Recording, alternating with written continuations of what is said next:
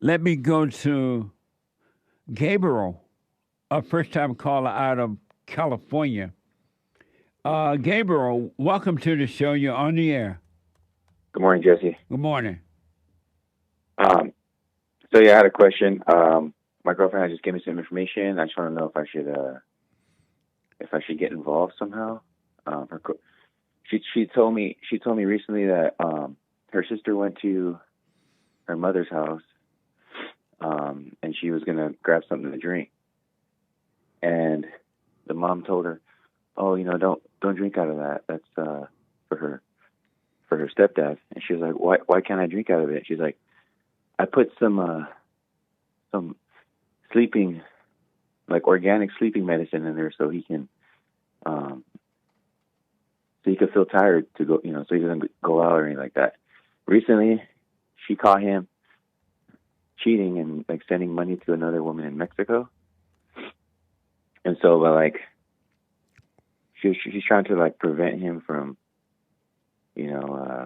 going out or doing anything. She also so what she did was she kind of spiked his drink a little bit, and I thought that was pretty wild. So. Your girlfriend spiked her.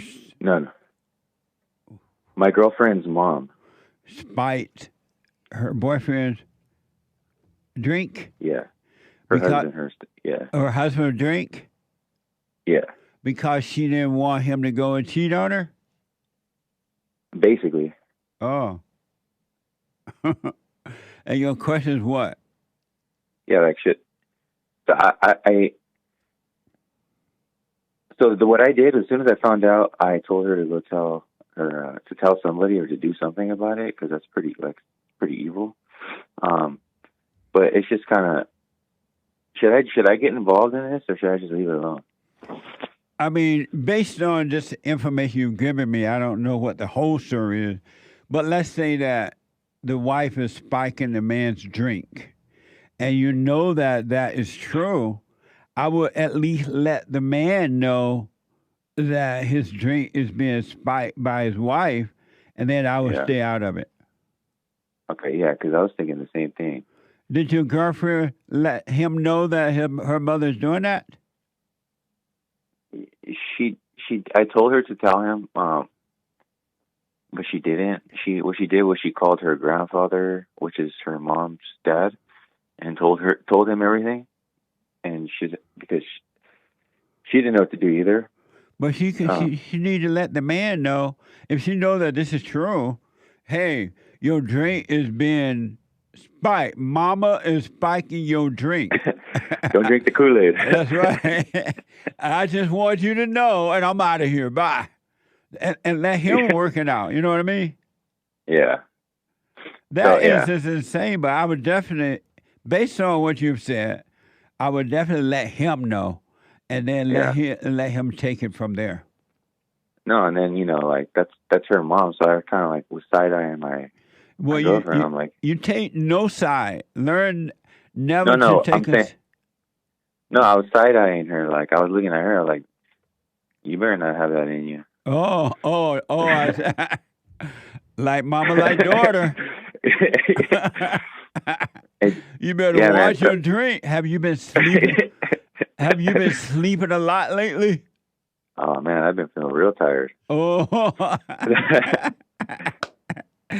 would be careful. That's amazing, but yeah, I would let him, if it's true, I would let him know, and then I would stay out of it. Her stepdad is actually her uncle. So like her mom cheated on her dad with his brother. What a mess. But I will let him know and let him deal with it. Then I'll move on. All right. Thank you, man. I got to take a break. Right, I wish you well. Thank you. All right. Amazing. So, have you ever gone up to the priest at your little Catholic church and asked the priest to baptize your child, all in the name, and it looked like the priest ended up slapping the child because the child won't be quiet. And then appears that the priest is slapping the child. And then the parents look like they're trying to get the child away from the priest. And the priest either, I don't know if he just old or don't know what's going on or what's going on here. Did you hear about this? A French priest filmed slapping baby. According to this story. Now, I don't know, but it appears to be that way. Like, shut up, baby, so I can baptize you. What the? This is from Independent. June 2018, troubling video footage emerged of a father, meaning a priest called father, not a daddy, but a priest called father, of a father, Jacques Lecour. Sound like a drink. Jacques Lecour. Hitting a baby across the face with an open palm as he attempted to conduct his baptism. In an interview with French Info Radio, Mr. Lecour stated it was somewhere between a caress and a slap. I hope to calm him down. I didn't know. This reminds me of the Pope. The Pope would tick like this, remember? I didn't know what to do, he said. Watch this soundbite. C'est un caprice, ça s'appelle un caprice. Je vais faire couler de l'eau sur le front du juge. Et après, on va embrasser le bonhomme. Parce qu'il sera devenu un petit chrétien. Oh là là là là. Je crierai plus fort que toi. Alors, du calme. Du calme. Il faut se calmer. The Pope is Tu vas te calmer. Voilà. Tu vas te calmer. Wait a minute, Mr. Pope. Tu vas te calmer. Tu vas te calmer. Voilà.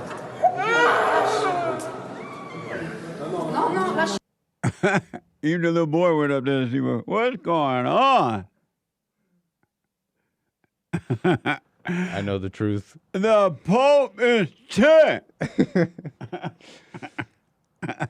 That's what I was going to say. What? Yeah, I was going to say I know the truth, but I can't quite put it in words, but I'll leave you with 4 words. The Pope is ticked. The Pope is That's ticked. pretty close to the truth. What the? He like, shut up, boy. What the?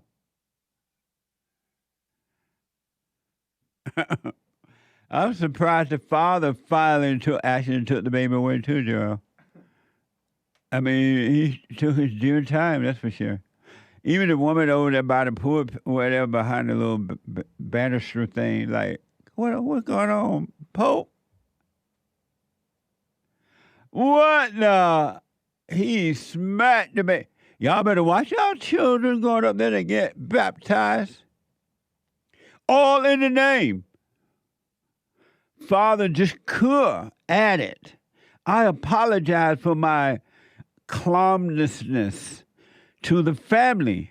I'm sorry, I didn't mean to slap your baby. I am finishing my ministry now. It was my last baptism, and there is an end to everything. There's an end to everything. So I guess he went out with a bang. I'm going out with a bang. Can I see the baptism one more time? Watch the family, the father and the mother. I guess that's the mother in the red, and that's the father behind her. Watch it. Look like he hit the baby behind the head, too. Maybe that was the closeness. C'est un caprice, ça s'appelle un caprice. Je vais faire couler de l'eau sur le front du juge. Et après, on va embrasser le bonhomme. Shut up. Parce qu'il sera devenu Thank you, good boy, bonhomme. Oh là là là là. Je crierai plus fort que toi. Alors, du calme. Why did they baptize the baby? Ooh. Du calme. No. Se calmer. vas te calmer. Voilà. Tu vas te calmer. Tu vas te calmer. Tu vas te calmer. Voilà.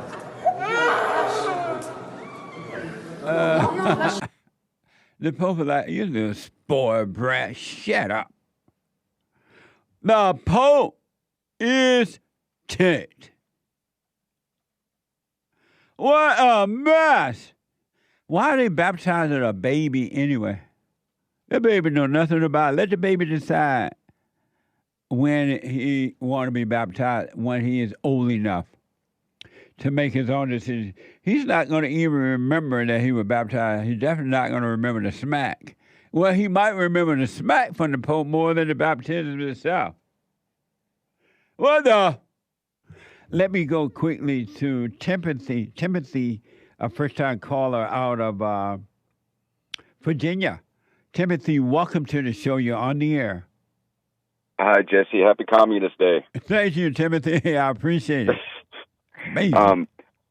So I just got a quick question. I'm at kind of a crossroads. I'm 35 now. I have 3 kids. I had kids when I was starting at 15. They're both in high school, about to graduate. And then I've got a young daughter with a second wife. Second wife, every few years, seems like she kind of disappears for a few months, and then she comes back as if nothing happened. I started to freak out recently when she left. It's been about a month on and off. She's been coming home and disappearing, not caring for the kids, so I've been left to pick up the pieces. I guess my question is, how do I don't even know what to do, man. I really don't even know what to do at this point. Should I just work on myself and focus on the kids and just, if she comes back, fine. But if she does come back, should I forgive her and keep her, or should I tell her to get the hell out? And so your second wife has been literally leaving the house and going off somewhere and don't come back for days? Yeah, she'll leave and say she's going on a trip with one of her friends, and who happens to be a lesbian, but she'll sit at her house for 2 weeks and then come back and then start trying to pick up where she left off as a mom and a wife. And why do you let her back? Even the first time around, why did you let her back? Because I was desperate. Desperate for what? For love. And did she give you love? Oh, man. I thought she did. Why did you think that she was giving you love and treating you that way? Because it felt good. Because she made me feel special when she's home. Tells me how much she loves me and gives me sex and, you know. And why did you call that love? Because I thought that's what love was for a long time. And now, what do you think it is? I think, I've been doing the silent prayer now. I've been listening to you for 11 years, but I finally started doing the silent prayer. What I think love is I don't know. I don't have any. I don't know. I'm still searching for that, but I'm trying to be still and be quiet and, contain my thoughts and just watch them pass in front of me as they start bubbling up in front. You start feeling hot and sad and your heart starts racing and I miss my wife but I've started to kind of just. How do you think this woman see you, that she's able to literally leave home for days and come back and you still accept her, let her back in, and she could butter you up and you fall for it? How do you think she see you? I bet she sees me as a doormat. She walks all over me. And are you a doormat? I am not anymore. I don't think so. How you're not a doormat and you're allowing this to happen? Good question. That's the question. That's the question, because I know she's going to come back, but I don't know because her and I have a daughter together. She's 9, and I'm the primary caregiver for my 9-year-old, our 9-year-old daughter. But how you're not a doormat and you're allowing this to happen? I try to justify it, and I try to tell myself I'm not. But after 2 marriages, 3 kids, I feel like I've finally learned my lesson that I have been a doormat for a long time. So do you truly see that you are a doormat? I do. And why are you a doormat? Because I wanted to feel happy. I wanted But, the American dream. And but how is misery happiness and the American dream? How is that the American dream? My parents are still together. After Timothy, can you hold for me? Yes. Let me take a break. We're at the top of the hour. I got to take a break. 2 more hours to go. It's Female Monday. 2 more hours to go. Hake is coming in with the hate news, not the fake news, but the hate news. And I'll be back in a moment. 888-77-JESSE. Let me go back to Timothy. I put Timothy on hold. We ran out of time there in the first hour. And Timothy is in his second marriage. And according to Timothy, this woman that he's married to, the second wife, she leave home and stay away for a while. And then come back, and he just let her in, and she make him feel good. Amazing. Timothy. Yes, sir. So are you serious about this? Serious about letting her in? Yeah. Getting her back? Right. I don't want to be anymore, Jesse. I just want to be free and worry about what I have to do for myself and my family. I really do. But you are serious that this woman leave and she stays away and she come back and you accept her back? I do. I've done it many times over 11 years, man. And why? Because I thought my parents have been together my whole life. I thought that was the right thing to do.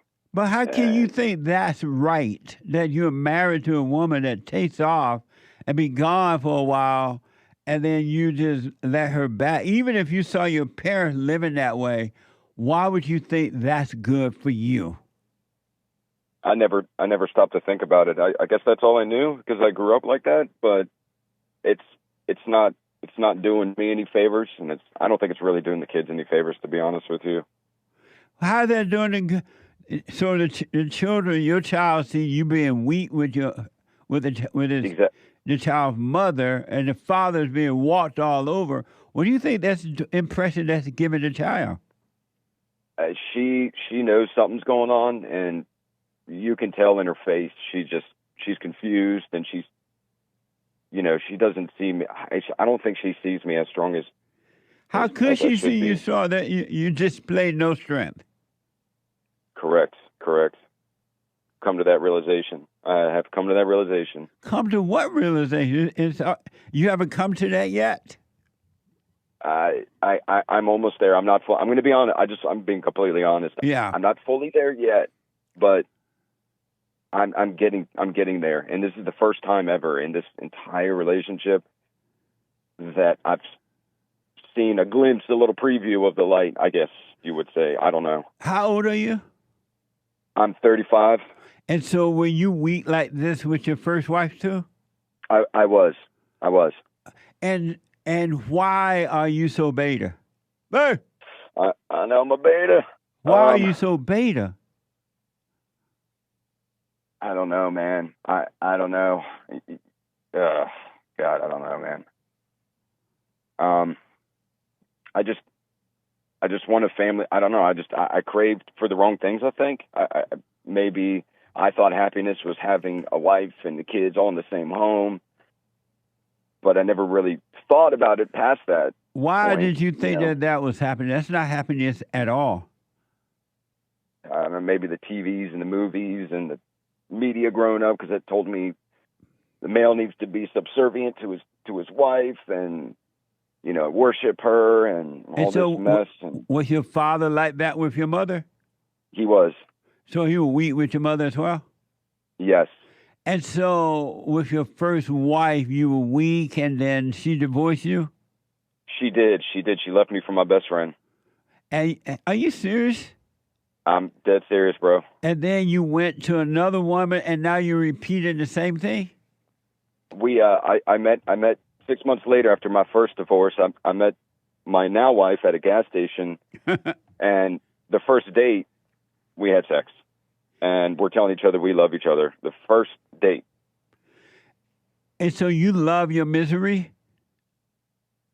I thought I did. I really don't. I don't love my misery anymore.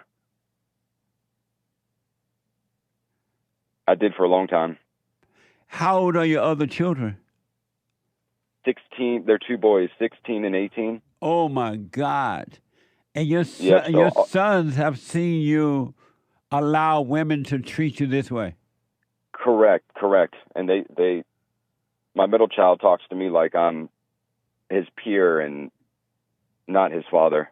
And do you blame him? I don't. Not at all. Not at all. And so your question for me now is what? How? I guess it's a question that I'm going to have to find within. But it's how do I cope with? How do I get over that hurdle? How do I have this? How do I find the strength to not let her back, and to stand up and be a man, and just find peace in that? I guess I don't know. You're gonna have to not let her back through your weakness. You're gonna have to be weak and afraid and not knowing how the situation is gonna turn out. And in your weakness, you're gonna have to not let her back in, period. And don't be, once she's out of there, don't be calling her, don't let her call you. Cut out all communication. All this gotta happen during your weakness, and then weakness will build the strength. I see. Because if you were already strong, you would none of these things would be happening. But it's in your weakness that you grow. So you gotta be weak and say no, and prevent this woman from ever coming around you again. She hates you. She has no respect for you at all. I see that. She's even told me that. Of course, there's nothing there to love. We men bring out the worst in women. You add nothing good to them. You bring out the worst in them. And so she can't help but hate you. And that's why she doesn't care what you think or feel, or even the child. She's doing what she wants to do because she has no one to stop her. Right.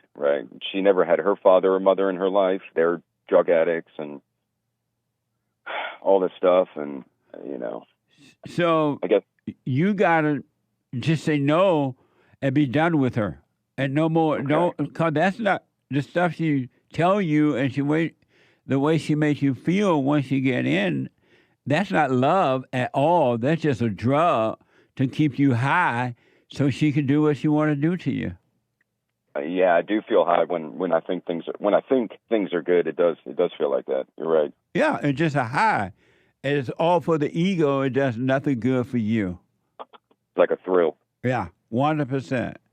It's time for you to, if you're serious about this, it's time for you to overcome evil with good. You got to overcome it. Have you forgiven your parents yet? No, I haven't. I've been thinking about doing it recently. I might even do it today. And why you haven't done it? Why are you working on you? So I'm starting to, and I think that's why I picked up the phone and called you after listening to you for a decade, because I feel like maybe I have the strength to finally forgive my parents now. Yeah. And stop looking for strength. You want to do it in your weakness, and it's in your weakness where God come and save you from. You can't save yourself from your weakness. You have to feel the weakness. You have to see the weakness. You have to feel it and then go through it. So you got to deal with your parents in fear. You got to deal with the world in fear. And it's in fear that God saved you from it. He will save you, but you got to get up and start doing something. Yes, sir. That makes so much sense now. I always thought I had to feel and be strong. No. Before I could, There's no feeling to strength. There's only feeling to weakness. I see. When, That makes sense. when you're strong, you don't even know you're strong. You don't think about being strong. You're not trying to be it at all. It's in the weakness that you want to overcome. Okay. So why haven't you gone and forgiven your parents?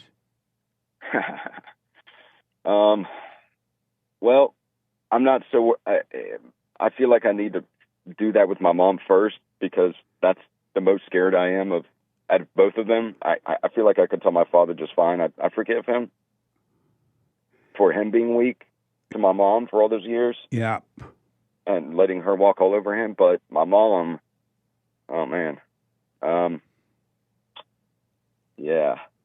Your mother I just need what? to do it. She battled a lot of stuff too when I was growing up, and then she finally got over it and has been, good and clean for about a decade now.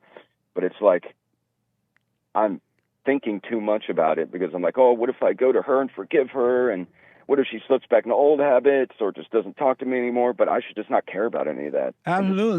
Let her slip back into hell and let her Right. stay in her hell. You can't do anything. It's about you being free from your hell. I keep forgetting that. And then hearing you say that, it's like I already knew that, but I just need to remember that and just move forward. You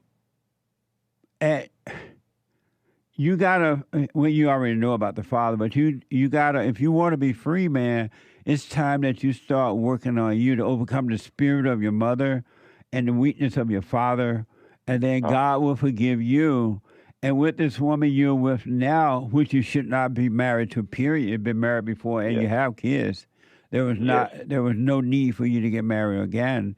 You gotta just start working on you so you can overcome your hell while you have a chance.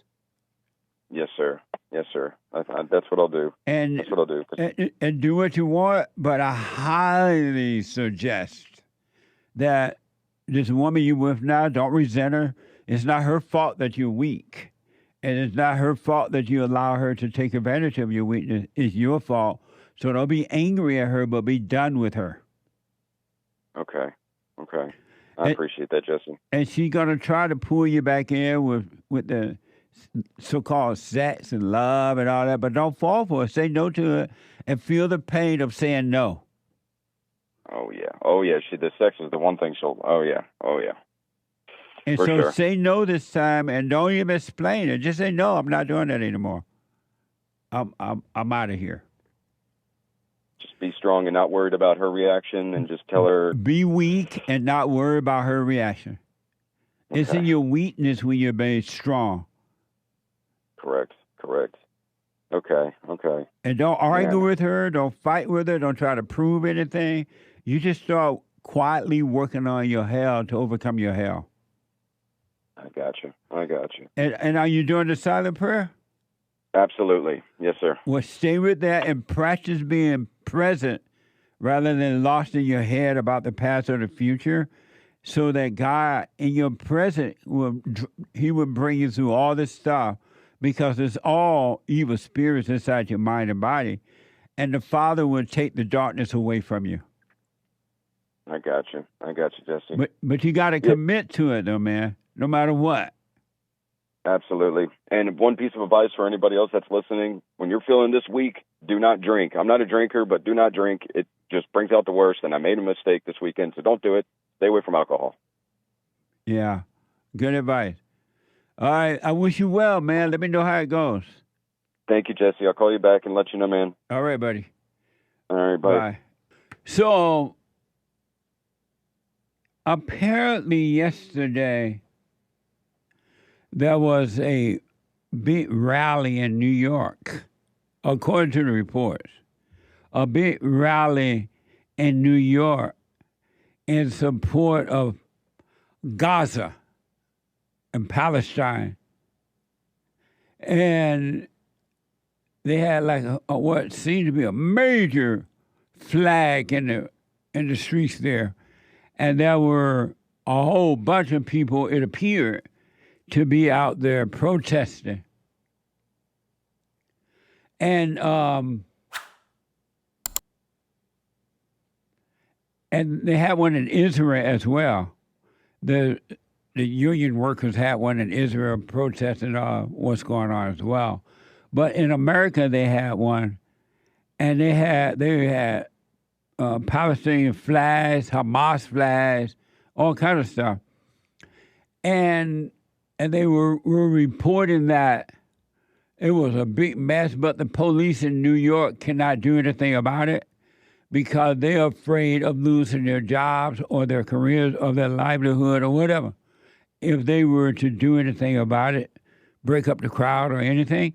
And they literally said ever since the Black Lives Matter mess rallies and defunding the police happens, police can't do anything anymore. And so I'm looking at this and I'm wondering, I know I do, I don't know about you. Do you get the feeling that no one is in charge of my country anymore? It's like nobody's running the country. There's no one in charge. It seems that we don't even have a president at this point. And then, Joe Biden popped up yesterday. And then when I saw him, it just made things look even worse. And whomever's running my country behind the scene, they say Barack Obama, the father Messiah, and his folks. But nobody's in charge of our country. Do you realize how dangerous that is? I don't think you understand how dangerous that is. And you got this stupid female, Kamala Harris, running around pretending she's running for president. And it's nobody running my country again anymore. And that's not good because of human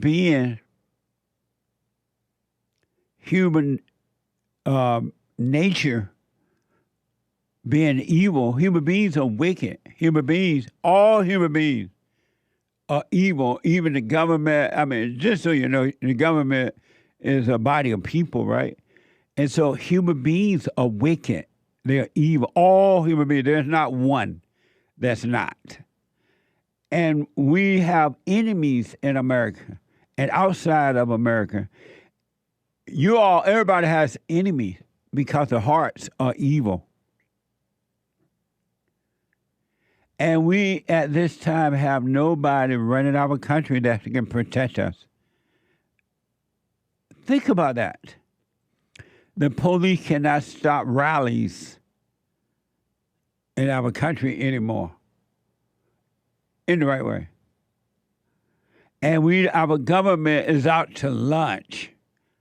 They don't even exist anymore. And the people go on vacation, have fun. They were talking about the number of people that pass through LAX airport there, right? Everybody going on a vacation like all is well. And then, God forbid, if something should happen, everybody going to come together and they're going to cry and they're going to hug and they're going to pretend that they care and we're finally united as one for a cause. And it'll be all over the media. They get sound bites of people who cares. And then as soon as that thrill is gone, everybody go back to their corner and looking for another thrill. I was at an event yesterday and I was talking to some people and they were saying that, I'm like, why are you voting for Kamala Harris? Oh, she come a long ways in her career. She was a lawyer, she was a DA, whatever. There was this, and they were voting for her to help her in her career because she's black. I'm like, what? I said, do you realize how I asked, do you realize how bad things are in our country? And you're voting for this female because of her career? Because black people are told now that you're supposed to help each other in their career, at least black women. I'm like, okay. I understood. But nobody's in charge of America right now. And between now and November, my word, you haven't seen anything. The desperation is going to get worse. It's going to get worse because human beings are evil. They love their thrills. They love the thrill of trying to inflict fear and pain upon you. And they get a false sense of life. The demons inside of them feel good when they think that they're hurting you. In your family life, in your private life, in your business life. And it's the same thing with the government. The government want you afraid.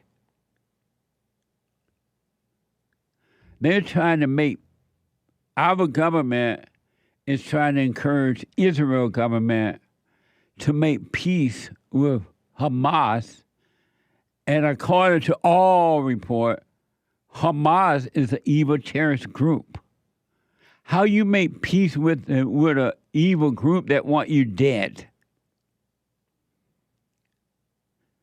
And how can our government encourage another government, you better make peace with your enemy? How can you do that?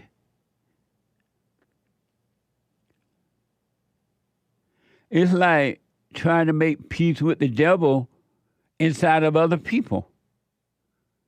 Or the devil inside of you. You don't want to make a deal with the devil. It will always end up bad for you.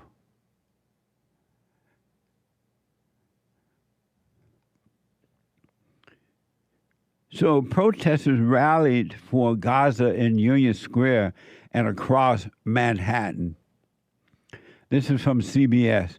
An estimated 5,000 people gathered in various parts of Manhattan on Labor Day Monday to rally in support of the Palestinian people. The march entitled Flood New NYC. Flood NYC for Gaza. Did you ever imagine for one day at all in your father's dreams, father's imagination, that our enemies will be on our soil protesting for our enemies, shouting, Allahu Akbar, death to America, death to Israel. I didn't hear this from yesterday, but I've seen it in my country. Flood NYC for Gaza. These people are not standing for America. Where did they come from? And how did they get here?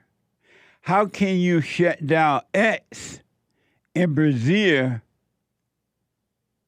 but open up wide all the gates in America for the enemies to protest in your own street, carrying a foreign country flag? Flood New York for Gaza. It started in Union Square and traveled to Manhattan. It was announced last week, but happened after 6 Israeli hostages were recently found murdered in the tunnel in Gaza. Amazing. And you know something else that's very interesting? The people who are protesting and marching and rallying and fighting one another, they have no clue of what they're fighting about. They have zero. They're only going by what they've been told and to do, and not realizing that Hamas and no one else cares about them at all. They're being used. But knowing that human nature loves thrills, they're willing to march in the street and fight with the Jews and fight with the Palestinians and fight each other over nothing that they're not going to gain. They're not going to gain anything from it except a thrill, and that's soon going to change and become something else. They'll be looking for another thrill. How's your life going? How is your life going? Here is a little bit more detail from CBS on what happened there in New York yesterday. Watch this. Hundreds of people from all over the tri-state area gathered in Union Square around noon. Among the messages, calling on the U.S. to halt funding to Israel. I believe in this. I mean, what's going on in Gaza and the West Bank must stop. I mean, it's going on too long. And that's what brought me to fight for the Palestinians. I mean, I cannot be there with them, but I can help them from here. I'm Palestinian myself, and just watching every single day, it's hard to go to sleep imagining it. Organized by Within Our Lifetime, they marched north past Meta headquarters, then to Grand Central, then south on 2nd Avenue, where police stopped them at 44th Street just before the Israeli consulate. Then they made their way down 5th Avenue, passing CUNY's Graduate Center, calling for the school to divest in Israel. The group posted on X, this Labor Day action is to raise awareness about what they call workplace discrimination in the tech and healthcare industries against employees vocal about their support for Palestinian people. It called on attendees to cover their face to avoid NYPD surveillance. There was also a directive to attendees to put phones in airplane mode to circumvent location tracking. Amazing, huh? Why don't they go over there and march and fight over there in their own country? Why are they doing it here? And see, we don't have anybody working.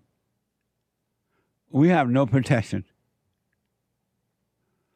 Our country is gone to sleep.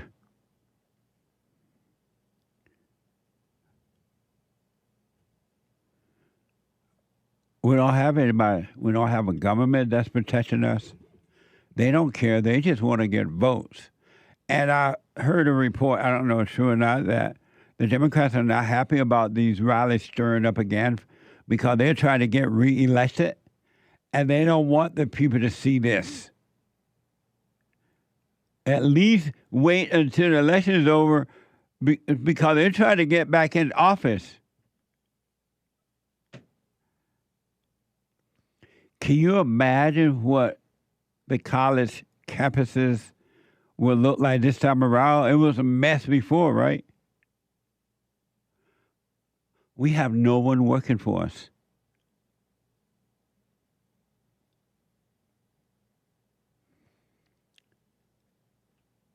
Amazing times. It really is. America is no longer America. It is a third world country now. And some people are so dumb, they're going to vote in the same people that brought on all this mess, that allowed it to happen, opened up the floodgates and said, come on in. And they're going to vote back in again. And they've been complaining, oh, life is just so hard. Everything's so expensive. The gas price is rough. The violence in the streets are rough. The home invasions, and oh my God. And then opportunity says, okay, y'all are not happy? I'm going to give you an opportunity to change it, to make it better for yourself. Voting time is coming in November. Make the change. And then people get emotional thrills, and those thrills feel good, and they vote in the same people again. And then they're back to complaining again because those same people are going to do the same thing. But they don't care if they had the thrill. Now they got the thrill of worrying again. there are people who are going to vote in this Democratic Party, the one that's brought nothing but hell upon the United States in the last 4 years. There's nothing good that they have done. Zero. And yet the people got to vote them back in. Here's one last soundbite from what happened there in New York. This is from Freedom News TV, raw footage from the event. Amazing. This is not over in Palestine. That's here. Throw it! Oh, here!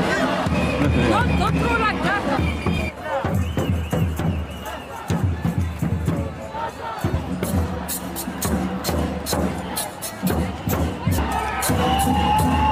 No police.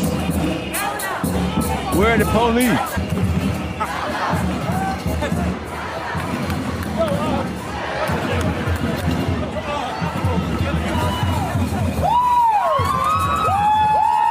They love it. The thrill of it.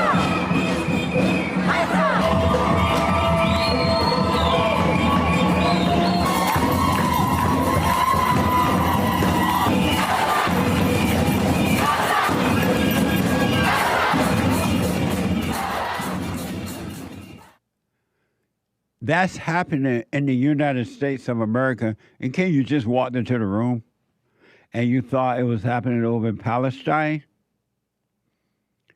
That's happening in America. No police.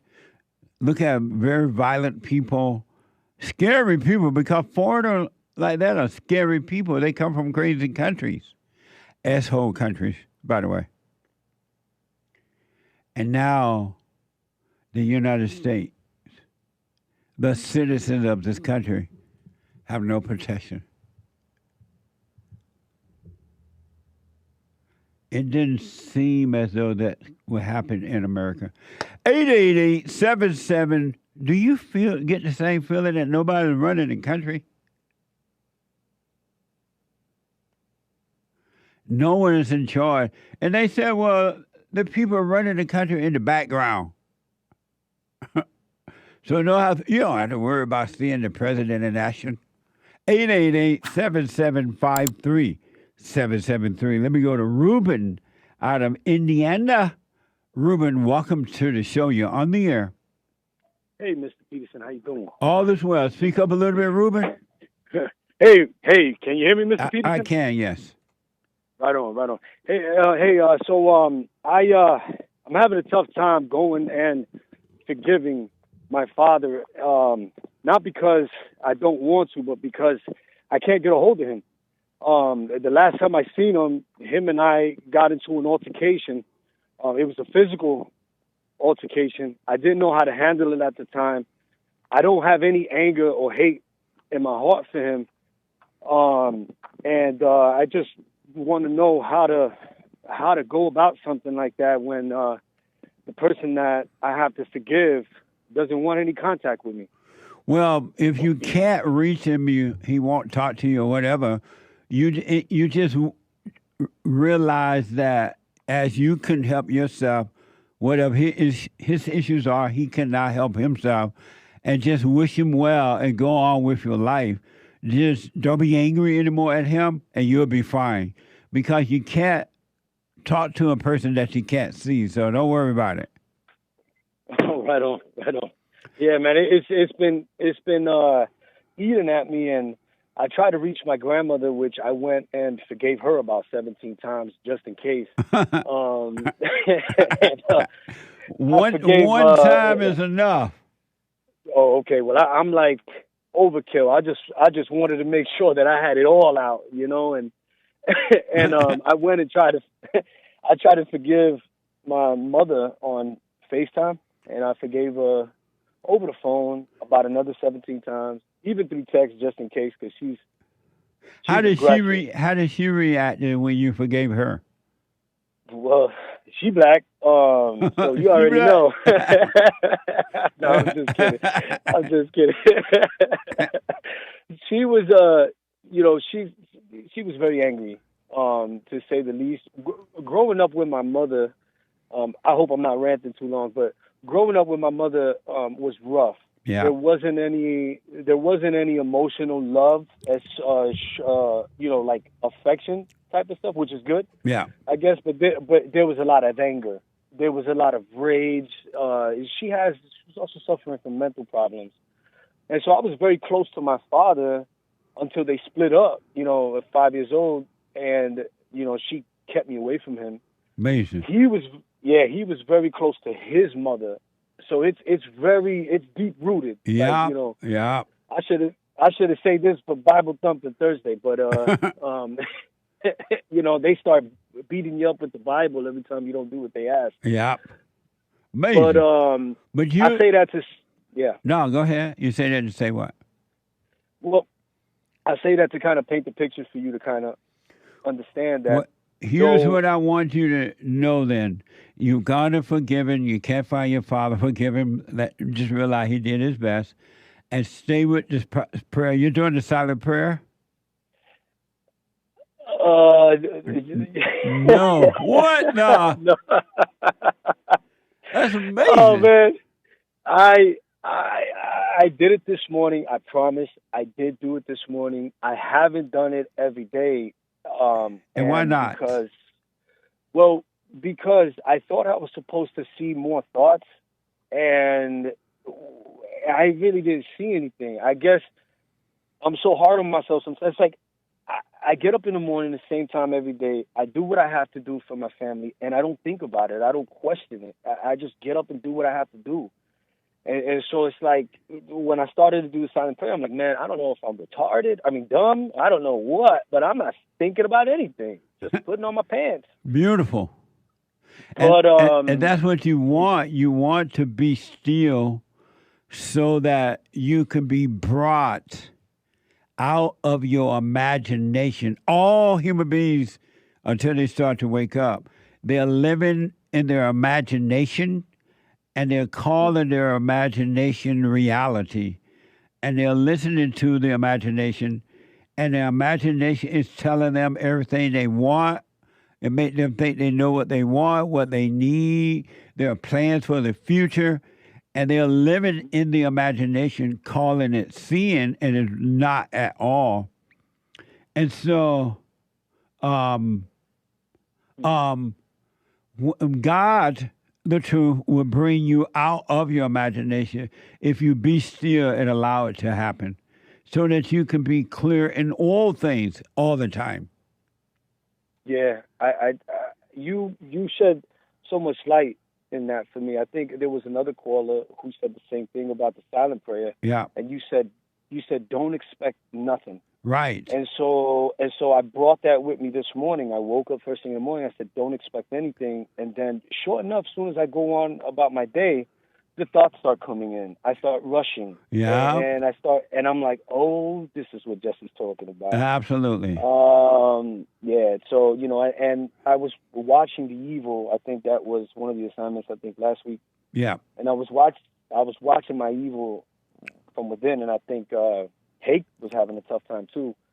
He said, with that too. I think I remember what he said on Sunday. He was watching other people's evil. Yeah, amazing. And I'm like, how does a guy with such good hair watch? Anyways, but no, I'm like, well, so I find myself getting angry at others around me, and so I live a very secluded kind of life. Like I don't have friends. I don't go out drinking anymore. I'm always in the gym. And so it's like, but I find myself getting so angry sometimes at my wife. I thought Mandy or Mindy was my wife. I'm like, what the? It's the same lady. It's definitely the same spirit. But listen, and see, the reason that you're falling into anger like that is because you're not aware. So you don't see the thought of judgment coming. You don't see the thought of anger. And the next thing you know, you feel the anger because you didn't catch the thought before you fell into the emotion of anger. And this is why, an example of why you must, if you want to really overcome evil, the imagination, you must start watching those thoughts. And all you need to do is watch them. You just need to see them. And it's God who allows you to see them. And it's the Spirit of God that takes them away from you because they are spirits in your imagination and emotions. When you say watch the thoughts, let's say I'm in front of, my wife. Right. And when you say watch the thoughts, what do I do at this particular moment? Because at times I almost feel like, and I mean this respectfully, I almost feel like I'm teaching my wife as if I'm like, how don't you know this? And I find myself, realizing that common sense isn't so common. Right. And it almost feels like I'm raising my wife. And you are. You are your wife. You are your wife's father. She is your daughter. Well, that is that definitely just sabotaged my sex life. Thanks. I don't even want to have sex anymore, Jesse. I don't even want to call today. What a mess. What a mess. I should have kept that one away. Yeah.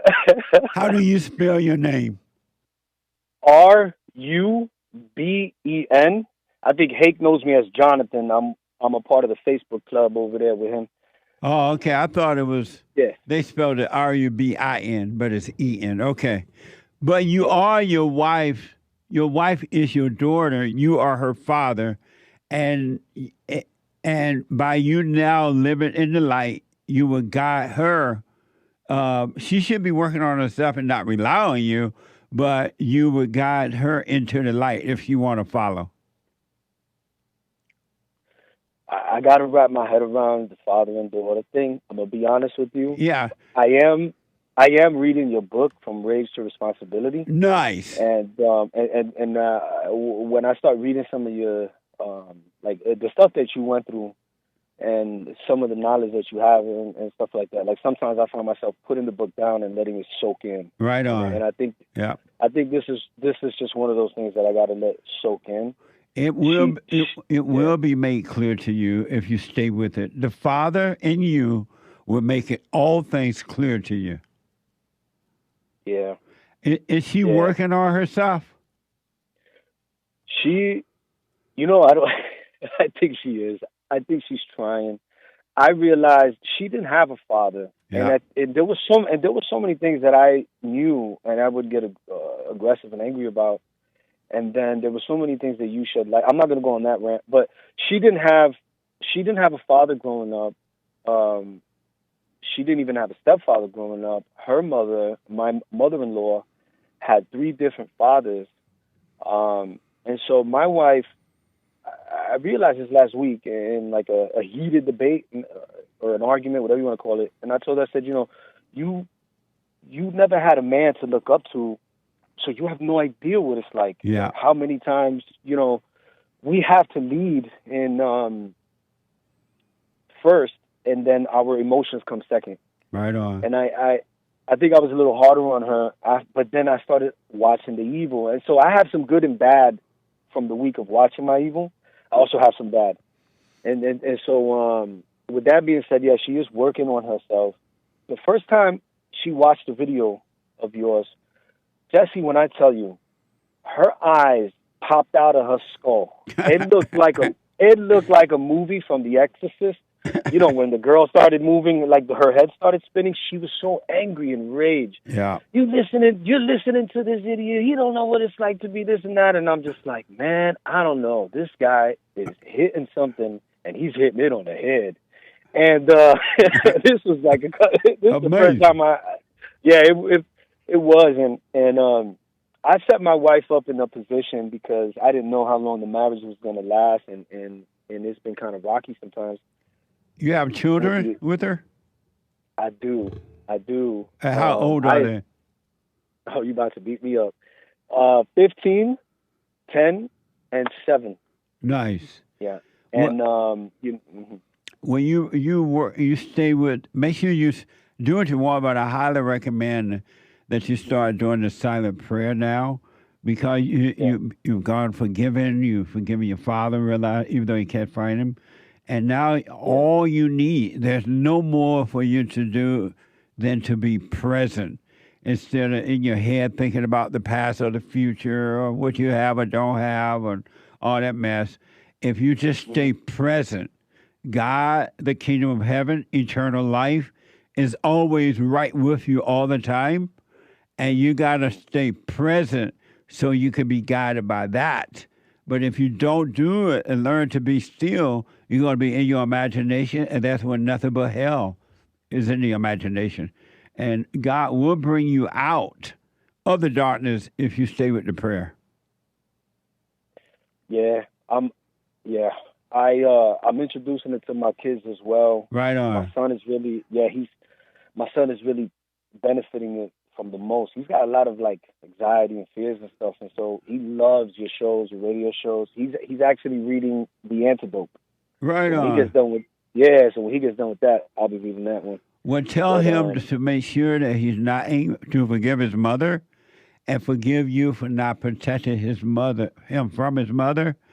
And he's 15, so encourage him to start. Don't force it, but encourage him to start doing the silent prayer. Yeah. Right. That's Mr. Peterson. I'm humbled by the phone call. Thank you. And thank you, man. All right, boss. I appreciate you, Mr. Peterson. Thank you, guys, and shout out to all the team over there. I really do enjoy the show. Love you guys. God bless you guys. Hake is here right now. Hey, Hake. Hake, Hey. I got a question for Hake. Mr. Hake. Yes. What conditioner do you use, man? And can you say it on the air? Water and natural body oil. Amazing. And a little bit of shampoo sometimes. The guy with the good hair. Right on, Hake. Thank you. All right, Ruben. Thanks for calling, man. Let me hear from you again. Right on, Mr. Peterson. All God right. bless you guys. I'll You talk to too. you later. You too. Peace. Bye now. 888-7753-773. Let me go to Montrello, a first-time caller out of Georgia. Georgia on my mind. Montrello, welcome to the show. You're on the air. Hey, how you doing, Jeff? All is well. Thanks for calling. I wanted to ask you, when you say about the Rosie part in the back of the buses, and you say... are you on a speakerphone or anything? No. Can you hear me now? Yeah, speak right into the phone. Go ahead. So why do you talk down on the lady for not wanting to be on the back of the bus? Who is that? Rosie Park. Oh, and how do I talk down on her? What did that mean? Well, you was talking about it all kind of ways, but a good way. Well, I think the point, I don't remember exactly what I said now, but the point I wanted to make is that the blacks have been deceived because the so-called civil rights movement people give the blacks the impression that Rosa Parks just all of a sudden was coming home tired from work. Hold on. And she didn't feel like going back to the back of the bus. And she like, Lord, you asked me why. I'm trying to tell you why. Just hold on. I'm gonna let you. I'm gonna let you respond. Hold on. And they're trying to pretend that she was so tired. And Lord, I ain't going no back on the bus. But what it was a setup that was done by the NAACP along with her. It was a plan. It wasn't an accident. And they had another black woman to do it. But in the last minute or so, they found out she was pregnant out of wedlock. And at that time, the blacks didn't tolerate babies out of wedlock. And so they had to find a new person to do it. And they came up with Rosa Parks. Rosa Parks was not a hero. Okay. You say Rosa Parks was not a hero, right? Right, because it was a setup. It was planned by the NAACP. Okay. What do you think about hearing that and knowing that it wasn't an accident, it was a setup? I think the same thing I think about all of it. It's crazy. Yeah. What I'm saying crazy, and what you said, and if they said something about something, look, what I'm trying to say is, I don't know nothing about none of it, but I know what you saying ain't right, and if what you saying, what part of that is not right? You talking about somebody they don't want to be in the back of the bus. No, what part of what I told you happened is not right? Do you believe that, or you disbelieve it? Oh, why would I believe it? You talking about somebody crying because they was in the back of the bus? That sounds like a child. What? I don't even know what that means. What that but mean? She wasn't. It was an act. She wasn't crying because she was in the back of the bus. What's the act for? Can you hold on for me? Let me take a break. Can you hold? Go ahead.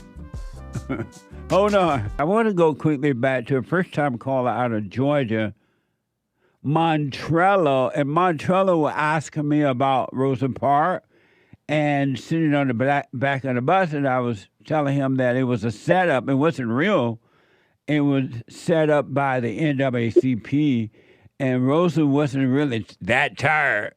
It was just the NAACP wanted to get control of the blacks. And MONTRILLO, go ahead. Okay. So you're saying there wasn't no slavery? No, I said that it wasn't a big deal. It was just that the NAACP want to get control of the black peoples. So that was a setup for them. Yeah, you said that. Yeah, that don't make no sense. What doesn't make sense? The setup. What's the setup for? It was to control the minds of the black people and set themselves up to become the leader of the blacks by making them, by doing that, and a lot of black people fell for it. About somebody talking about not being on the back of the bus? Yeah, it was a whole. To have a leader. I'm sorry. And you saying that what set up the black people to feel like they had a leader because the lady was talking about not being on the back of the bus? Yeah, she wasn't really that tired that she couldn't go and sit in the back of the bus. It was a setup. It was all planned because the so-called civil rights movement wanted to become the leader of the black people. And so they created that situation to make blacks think that all of a sudden sitting in the front of the bus is real important. So let's have a rally. And so ever since then, they have been controlling the blacks. Well, let me say this. Who was in control before NAACP even came out? Before the civil rights movement started, blacks were in control of their own lives. They had no leader on a plantation. They had no leaders. They had no this. And I grew up on the plantation down in Alabama. And we didn't have a leader. My parents and my grandparents were our example, and they would never have a leader over there. Ain't no way they were going to allow that to happen. What's a plantation then? What is a plantation? What is it's a place where you live. What you mean a place where you live?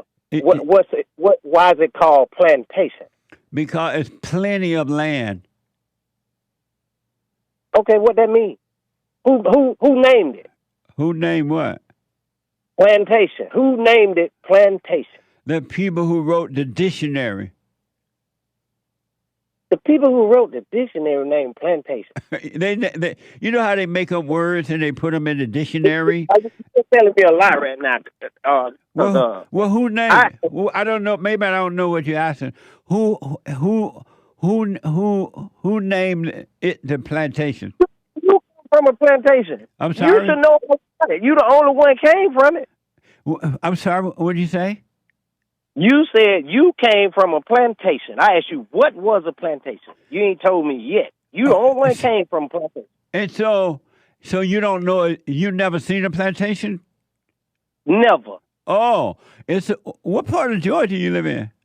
That ain't got nothing to do with it. I don't know what a plantation is. There's one right down the road over there by Eufaula, Oh, Alabama. that's what I said, what is it? It's a place where you plant cotton, strawberries, plums, okra. Okay, I'm from sugar cane, watermelon, I'm originally candy yams. Well, you can do that anywhere. What you mean? But you asked me what the plantation. I'm telling you what the plantation is. No, you explained to me about planting fruit. That ain't got nothing to do with no plantation. We plant cotton too. Oh, it's a we. So it's a part of something. I'm sorry? You said we. So that means I said we the people who lived we who lived on the plantation, we plant cotton and herb fruits and cabbage and collard greens and things like that. Okay, why was y'all doing all this? Because we were hungry. We wanted to eat. Okay, but you could do that anyway. It ain't got to be no plantation to plant food. That's all we did anyway, right? Well, what's better, to have fresh food from the ground or to have it from the store? Well, we always made our own food. I didn't think the store was real. I thought you said you didn't know what a plantation was. You ain't told me. I still don't. But you just said, now you're saying we. You said you didn't even know what a store was. Store ain't got nothing to do with a plantation. Why you didn't know what a store was? Because we came from growing our own food. Same thing you just said. Ain't got nothing to do with no store. And so you grew your food on a plantation? No. You grew your food on a farm? I grew my food outside like everybody else. It ain't got didn't do with no plantation. It got something to do with dirt and grass. Was it in the backyard? No, it was in the backyard. You can say that. Oh, okay. Well then, but I still don't understand what they got to do with a plantation. I don't understand what you mean by what does that have to do with a plantation. Well, you ain't told me what a plantation was. I asked you 5 times. I just told you what it was. A place that you plant food at. Right, you live on it. You plant food. Well, you're telling me a lot, then. You're telling me a lot. You don't so live I plant food everywhere. I mean, what to say, everywhere I plant food at is a plantation. So you don't plant food on the plantation? I ain't never been on a plantation. I don't even know what it is. You keep trying to tell me. I'm asking you, but you won't tell me. I'm telling you, you're not accepting it. A place where you plant food. That's what you say. Thanks for calling, man. I don't know what you're talking about. I'm telling him what it is. He's not accepting it. I ain't got time to be playing too long. What the?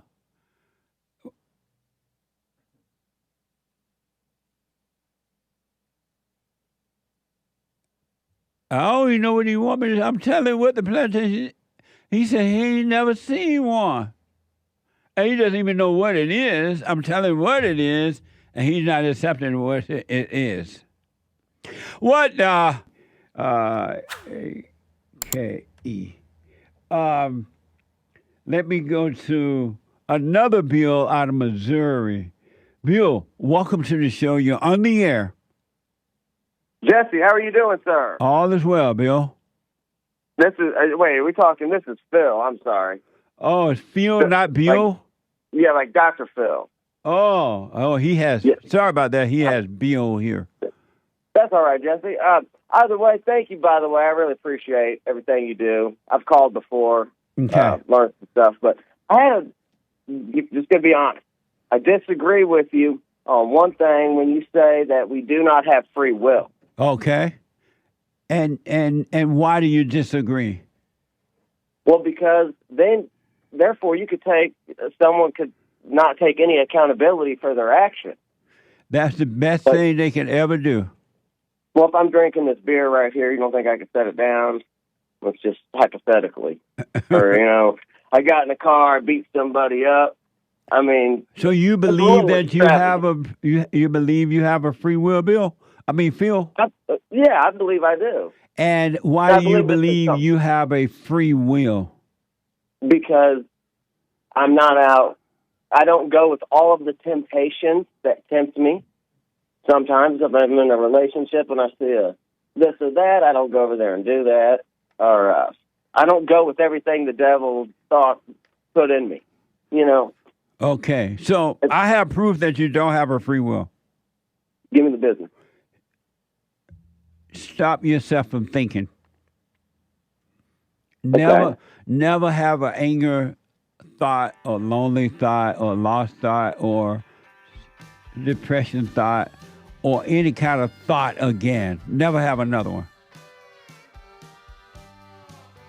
Okay, that seems a little over the top. I know we spoke briefly, I think the first time I called, about practical thoughts. Let me go quickly back to Phil. Phil talking about free will. And Phil, you believe you have a free will, right? I do. Can you will yourself to never get angry again? That's a good. I don't know about that. I mean, I've been trying real hard. I've been doing the silent prayer, and honestly, that silent prayer has been helping me out a bunch. It really is amazing. And so, if you have a free will, why don't you will yourself to never get angry again? So you got me thinking, Jeff. I'm not going to lie. Okay, well, what's the difference, in my opinion, between getting angry and the proper kind? You don't think there's a right way to, let's say, assert dominance, so to speak? Someone's robbing a gas station, and I come in there and take care of business, and I throw the guy down on the ground. Wouldn't that be some form of anger? Maybe that's not anger. Maybe that's just taking care of something that needs to be taken care of. Well, you can take care of that without being angry. There's never, I'm telling you this too, Phil. I agree. There's never, ever, ever any situation, no matter what, there's never a reason to be angry. And I agree with you there. Now, that I agree with you. But So- on the so free why will don't- thing, Jesse, what about if I murdered someone and I said, hey, couldn't help myself, Jesse, that wasn't me. Doesn't that just take away all your lives or accountability? So therefore you don't have to be accountable for any wrongdoing that's done? By admitting that it wasn't you, you'll be telling the truth. It wasn't you. And it never has been, never will be you. It's something else that's controlling you. Well, how come sometimes, let's just use this for example. I'm smoking a cigarette right now. I theoretically could put the cigarette down. I know because I've done it. And then you picked it right back up, too. Might have been 6 months or a year. So you still but picked it up. I made the decision where I said, you know what, I want to smoke. I'm just, You I'm didn't- done with this quitting. I'm You gonna didn't make smoke it that. anyway. You didn't make the decision that you want to go back and smoke again. Your misery made it for you. You are just thinking that you made it because you didn't see what was driving you. You did not make the decision to go back to smoking. Doesn't that sound like a victim? A little bit. What's Does it that? sound like a little bit of the left? It just, to me, sounds like a little bit of a victim. Like, I couldn't help it. I just went back to smoking. I can't help it. And I'm using this as an example. Can you obviously. help I'm just yourself? challenging. Can you help yourself? I think I could. If you do could, better. why don't you put it down and never pick it up again? And never pick up anything to replace it with. Well, I think it's a little bit of it's a choice, weighing my odds. So I if it don't know, were man. your Got me choice, thinking. why would you choose to pick up something that's gonna destroy your body? Well, I like it because, not the destroying body part. I like smoking, for instance, and I also like. Let's say I was a. You I don't going you hard. only like smoking because smoking cover up your pain. Yeah, it does feel good, but also if I fix on an engine or work on a computer, that's some other hobbies. But I could decide that day. Let's say, do I want to work on the computer for a recreational, healthy habit, or whatever, or I could technically work on my engine. And So what I does can that pick have to between do that with day. free will? It's free will. I get to pick when I wake up in the morning. I could have 2 jobs here. I can prioritize them.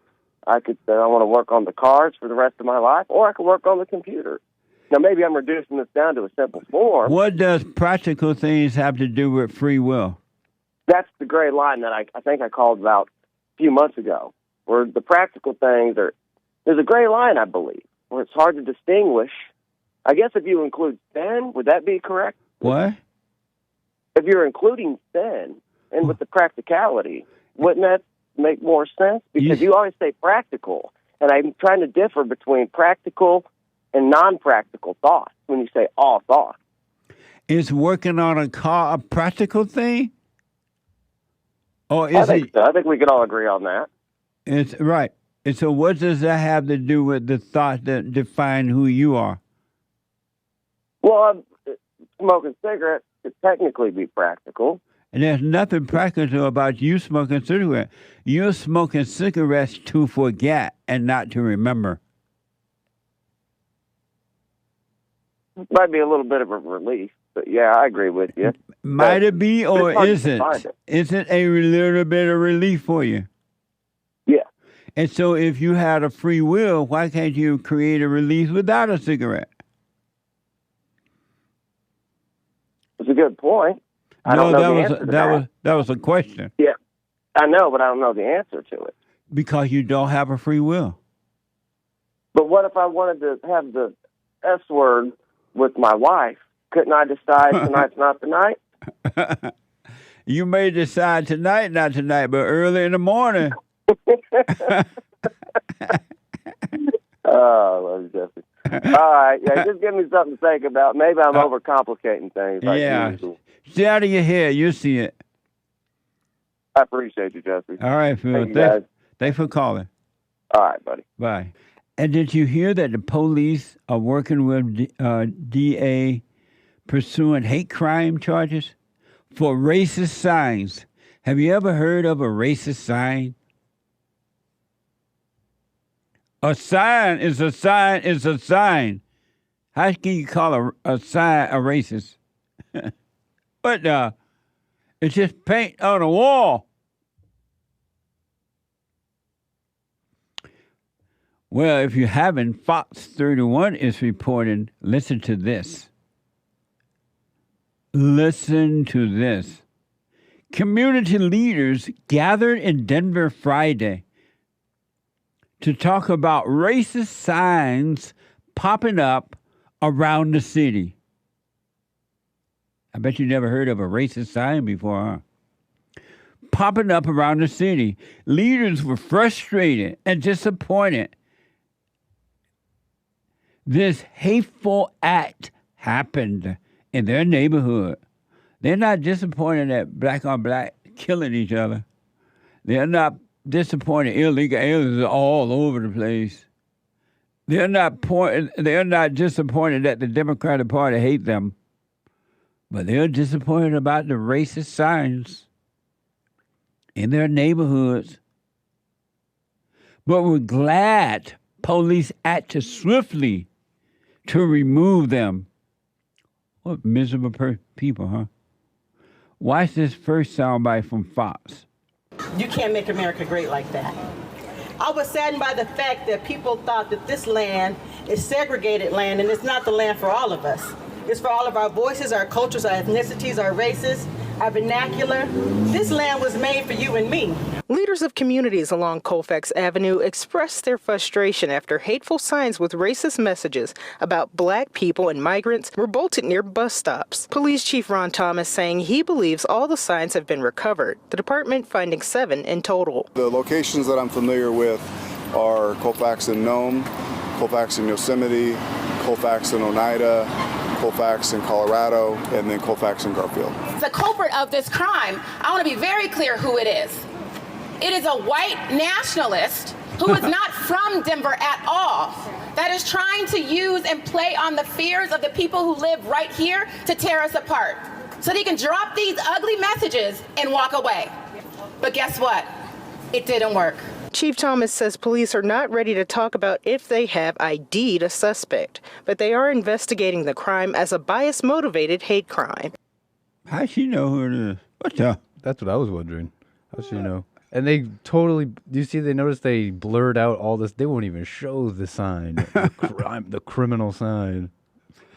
In fact, I have the sign. We have the sign for you. The racist sign, they say. That will not be shown. The racist sign.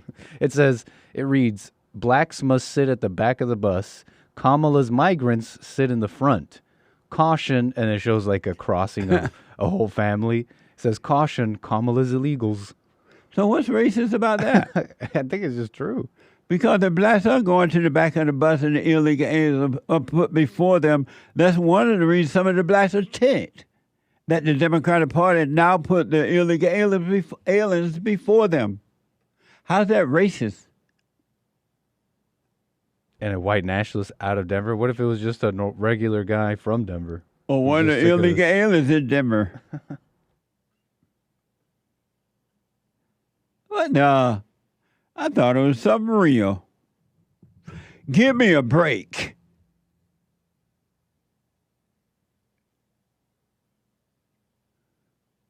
And one last thing before I go to black people, go sit down. White nationalists. Where's your proof? And a white nationalist is just a white person who loves the country. What's wrong with that? When did that become a bad thing? Let me go to Gabriel out of California. Gabriel, welcome to the show. You're on the air. Hey, Jesse. Good morning. Good morning. So I called you a couple months ago about this. It was kind of a different question, but so 3 years ago, my dad was murdered.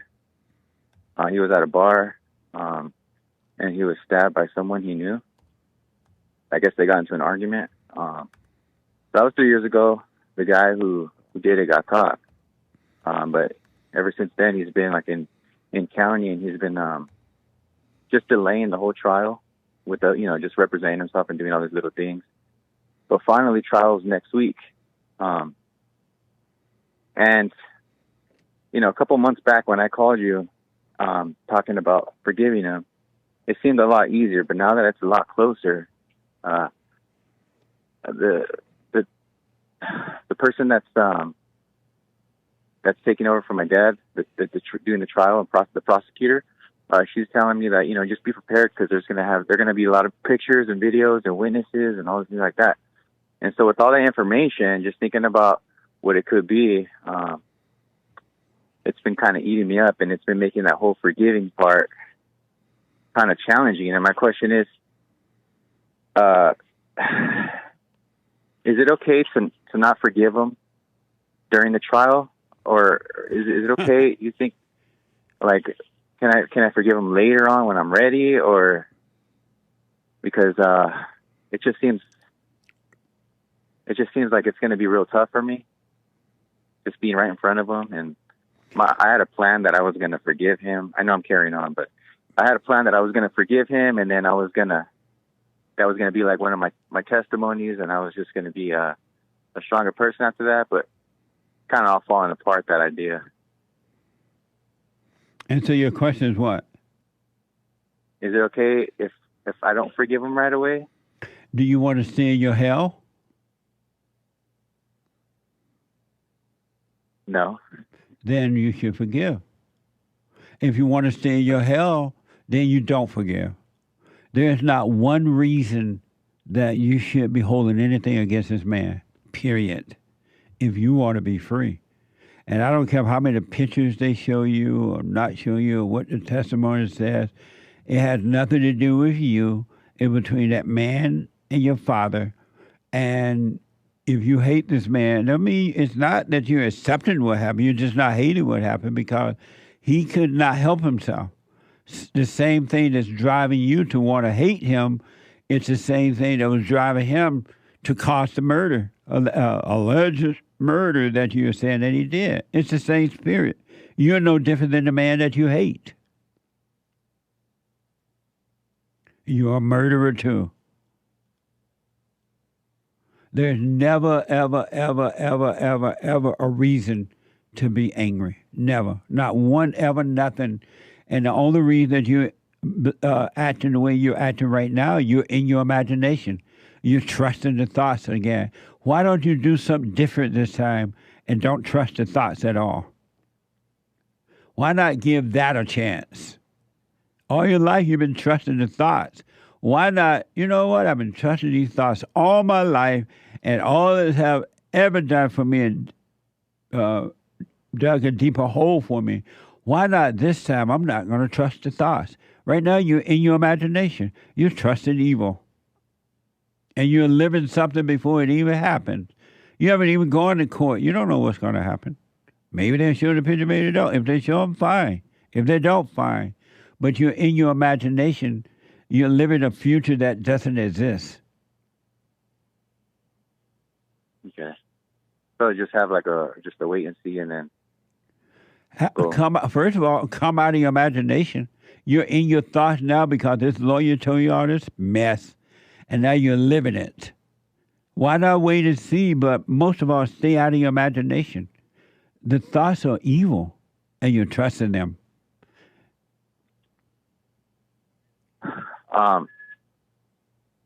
So should I? You think I should forgive him before I even go to trial, or like, because they give you a moment to speak to him. No, you should forgive him. He hasn't done anything to you. And don't plan what you're going to say if you do get a chance to speak at the trial about forgiveness, because right now you're living in your head and you imagine yourself going up on the stage or however they go. My name is Gabriel, and I forgive you and what you've done and what you did was evil. You took my father away from me. You took away a husband, a daddy, an uncle, a brother, and I forgive you, and everyone applaud and think that you're wonderful. No, well, I wasn't. I was kind of like, there was a video you played like a while back about a dad forgiving his daughter's murderer. And that was it was very inspiring, and I didn't want to. I wasn't going to come up with the whole speech. I wasn't going to write anything or do anything like that. But I didn't know if I should go in there with forgiveness. You should always have forgiveness. Anyone that has unforgiveness is evil. Why wouldn't you want to walk in love?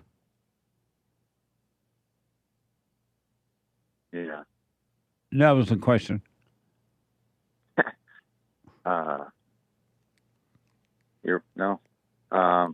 Yeah, you're right. Why wouldn't I? I should want to. So why don't you come out of your imagination right now? Because you're in your imagination, which is evil. How do I do that? By being aware. Just be aware that you're in your head. And you're listening to the devil, and you're living on something that is evil. Just be aware of it. And the awareness is what changes it.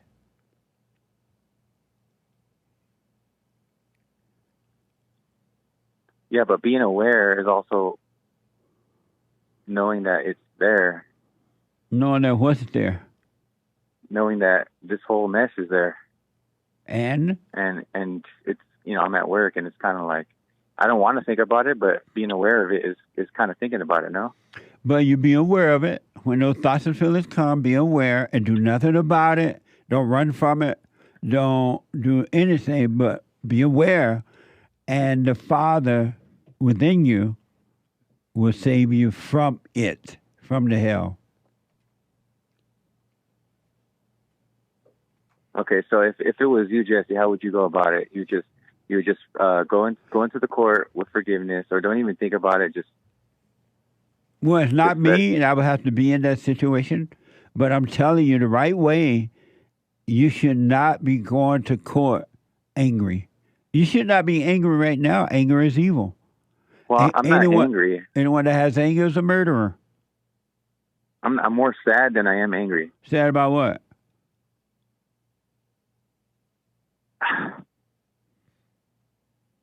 It's just bringing up old feelings, man. Like, and I listen to you. I listen to you pretty much every day, and I'm trying to, I'm trying not to think about it. But don't try not to think about it, and don't try to think about it. You want to be aware of the thinking, and it's the awareness that changes that, not you. Of yourself, you can do nothing. You need to surrender to all of your pain. You need to feel it. Just let go, surrender your pain, and the truth will save you from it.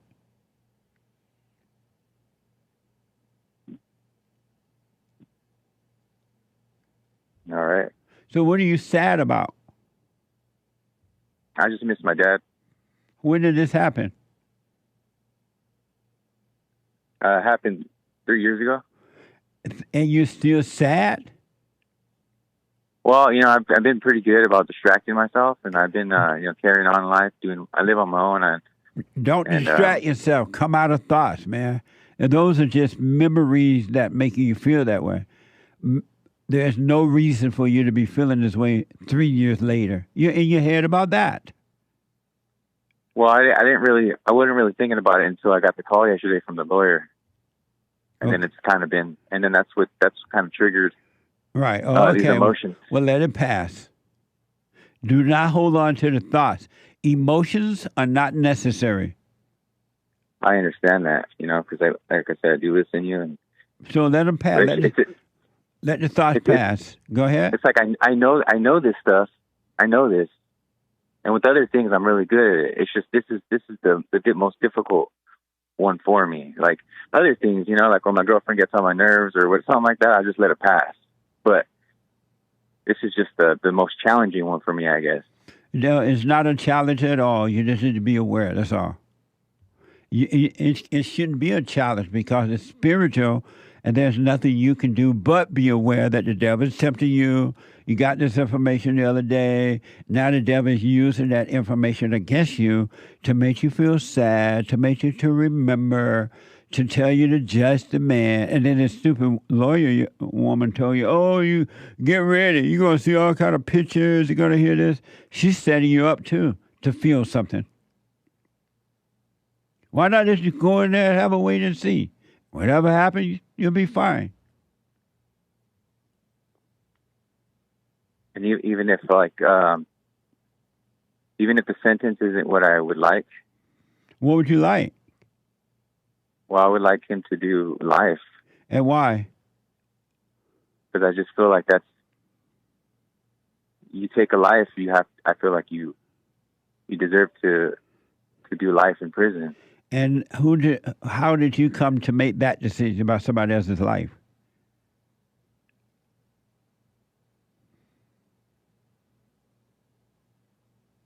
Well, I mean, I just, different things. One of them is the Bible. What did the Bible say? Well, you take a life, then your life should be ended. I believe that's like the Old Testament. And are you living the Old Testament or the New Testament? I guess I'm living with the blood. It's in the blood. Whatever happened, have a wait and see. If he get life, then he get life. If he get 50, he get 50. But don't you hate him. And you'll be blessed. You'll be fine. And he'll have to deal with what he has to deal with. Why not just live your life? Yeah. And drop all the movie stuff. Well, yeah, that's what it kind of feels like. I guess You want life. What is that? You want life. I want life, yeah. You want him to get life.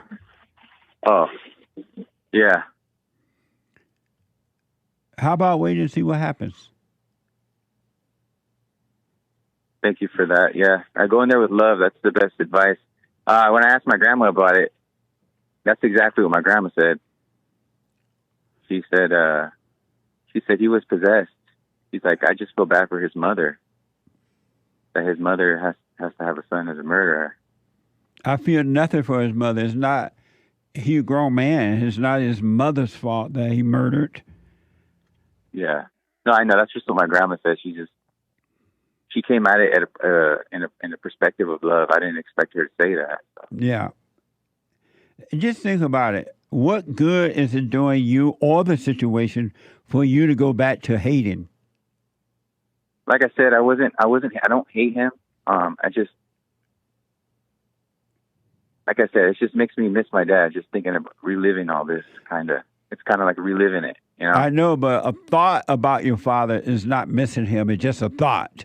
And you're dramatizing the thought. Oh, I miss him. Oh, and now you got missing pain. It's just a thought and feeling. It has no meaning. So you don't ever miss anybody? Ooh, I'm missing you. No. Where you don't miss Sean? Who? Sean. Who?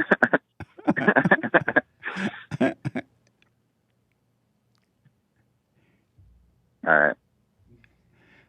Well, just simply live your life, man. Live your life in the presence of love. All time in any situation. Don't go into the darkness. Don't look for the thrills. I understand that, Jesse, and I'm doing a pretty good job at it. But this you know, now it's time to what? I just feel like, you know how like the earth has earthquakes naturally, right? You know, like the everything's like, you know, living good, and then there's like an earthquake. You know, I just feel like this is just a natural thing that happens every once in a while. But this is not natural. This is evil. And evil is not natural.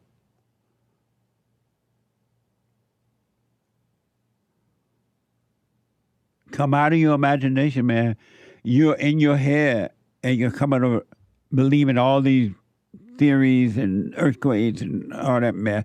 You're in your imagination. You're worshiping the devil. So, do you go about life unscathed then? Like nothing bothers you or anything like that? Like I don't never understand that. Stay out of your imagination. You'll see. Stay out of your imagination. Stay out of the bushes. Remember when Jesse Jackson said that about George Bush? Stay out of the bushes. I'm telling you, Gabriel, then I got to run. Stay out of your head, man. Your peace is outside of your imagination. Your hell is inside of your imagination. Why don't you trust God for once in your life? That's the best advice I could have gotten right there. Well, I'm glad he's speaking through you. Come out of your head, man. Let me know how it goes in the court thing. I got one more question. What? Where's Hassan? I haven't heard from him in a while. Let me see. Oh, I don't see him. The studio, I don't see him. But he's there? He may be. Let me see. I don't see him. Did you want to talk to him or something? No, I haven't heard his You don't hear him at church? No, I haven't heard his voice in a while. Oh, I'm missing you. You from one missing to another one, huh? Come out of your head, man. All right. Don't be a beta. All right, bye. This is so interesting to me, and I think it will be to you. I hope so. I really want to ask my experts about it.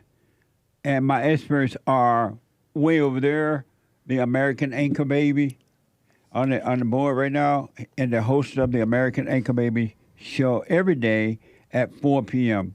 Pacific time. And the experts on Jesse Lee Peterson show. And over here, Joel Friday TV, he black. And we just don't know what category to put this show in right now. But he black, and the better known as Art Kansas, and one of the experts on Jesse Lee Peterson. And then next to him, discussing the Hake Report at 9 a.m. Monday through Friday, and an expert Pacific time, and the guy with the good hair, and an expert on Jesse Lee Peterson show. You better hope your hair never fall out. Why? Because you're known as the man with the good hair. It'll be funny. The Hate Report. Terrible. So I want you guys to respond to this. A woman asked, where was God during slavery? I don't know if y'all have seen this or not, but it's on YouTube, on X. This is kind of a recap of what she said. No, you could just. I think we can play the play clip. soundbite first? Yeah. Oh, let's rock the so a clip. woman asked, where was God during slavery? Watch this from X.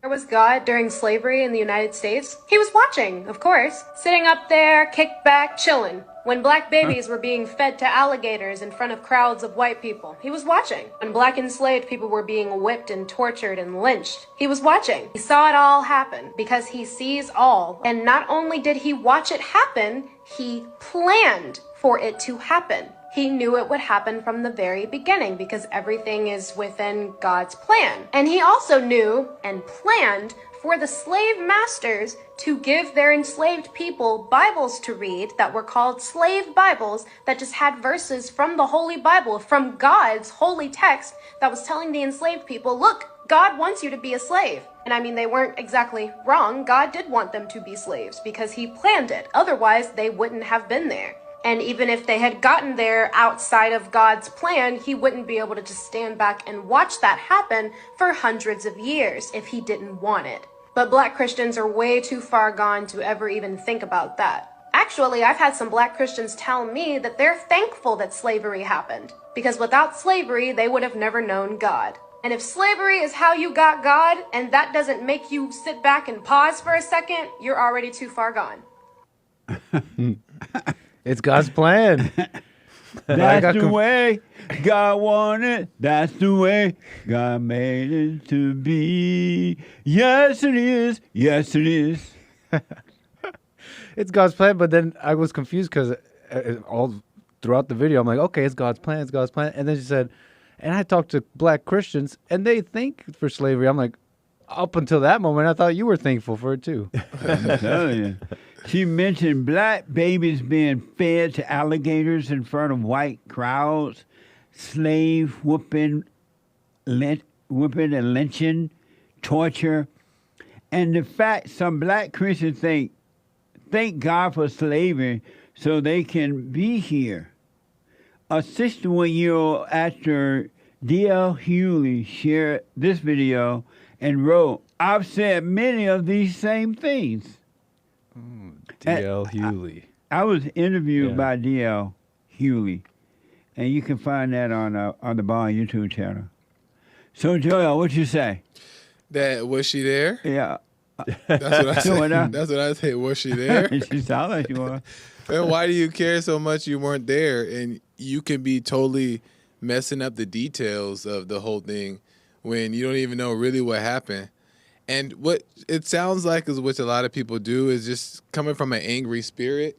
She just sounds angry, very condescending. It's unfortunate. She's a pretty little black girl.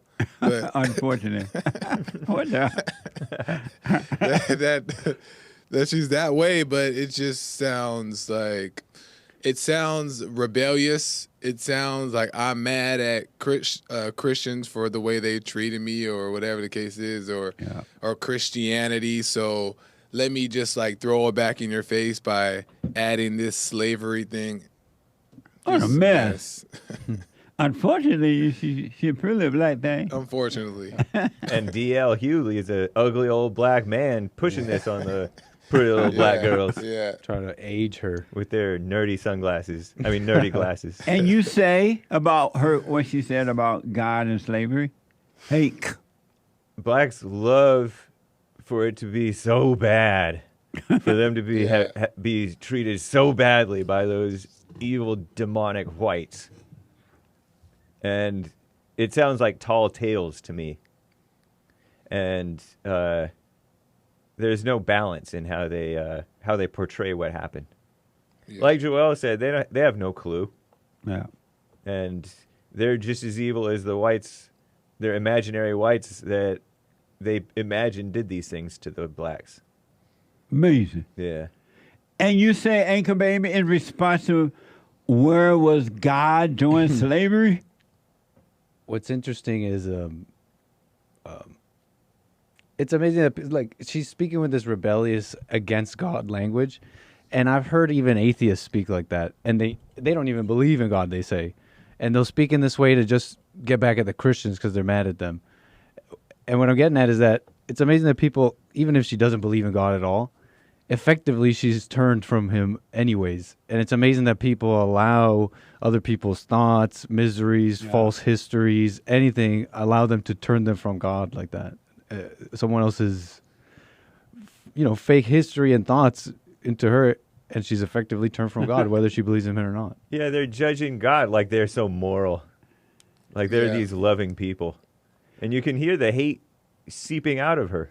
Where did she get the idea that the white people, the slave master, fed the blacks to the alligators? I think it's a tall tale.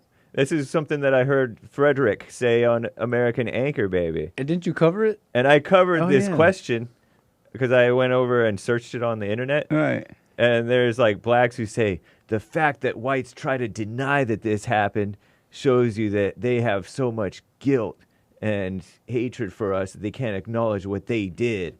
But where do they get that from? I've never heard anything like that. I know. Before. People, there's no written history about it, and there's no oral tradition really about it, according to what I've read. Right.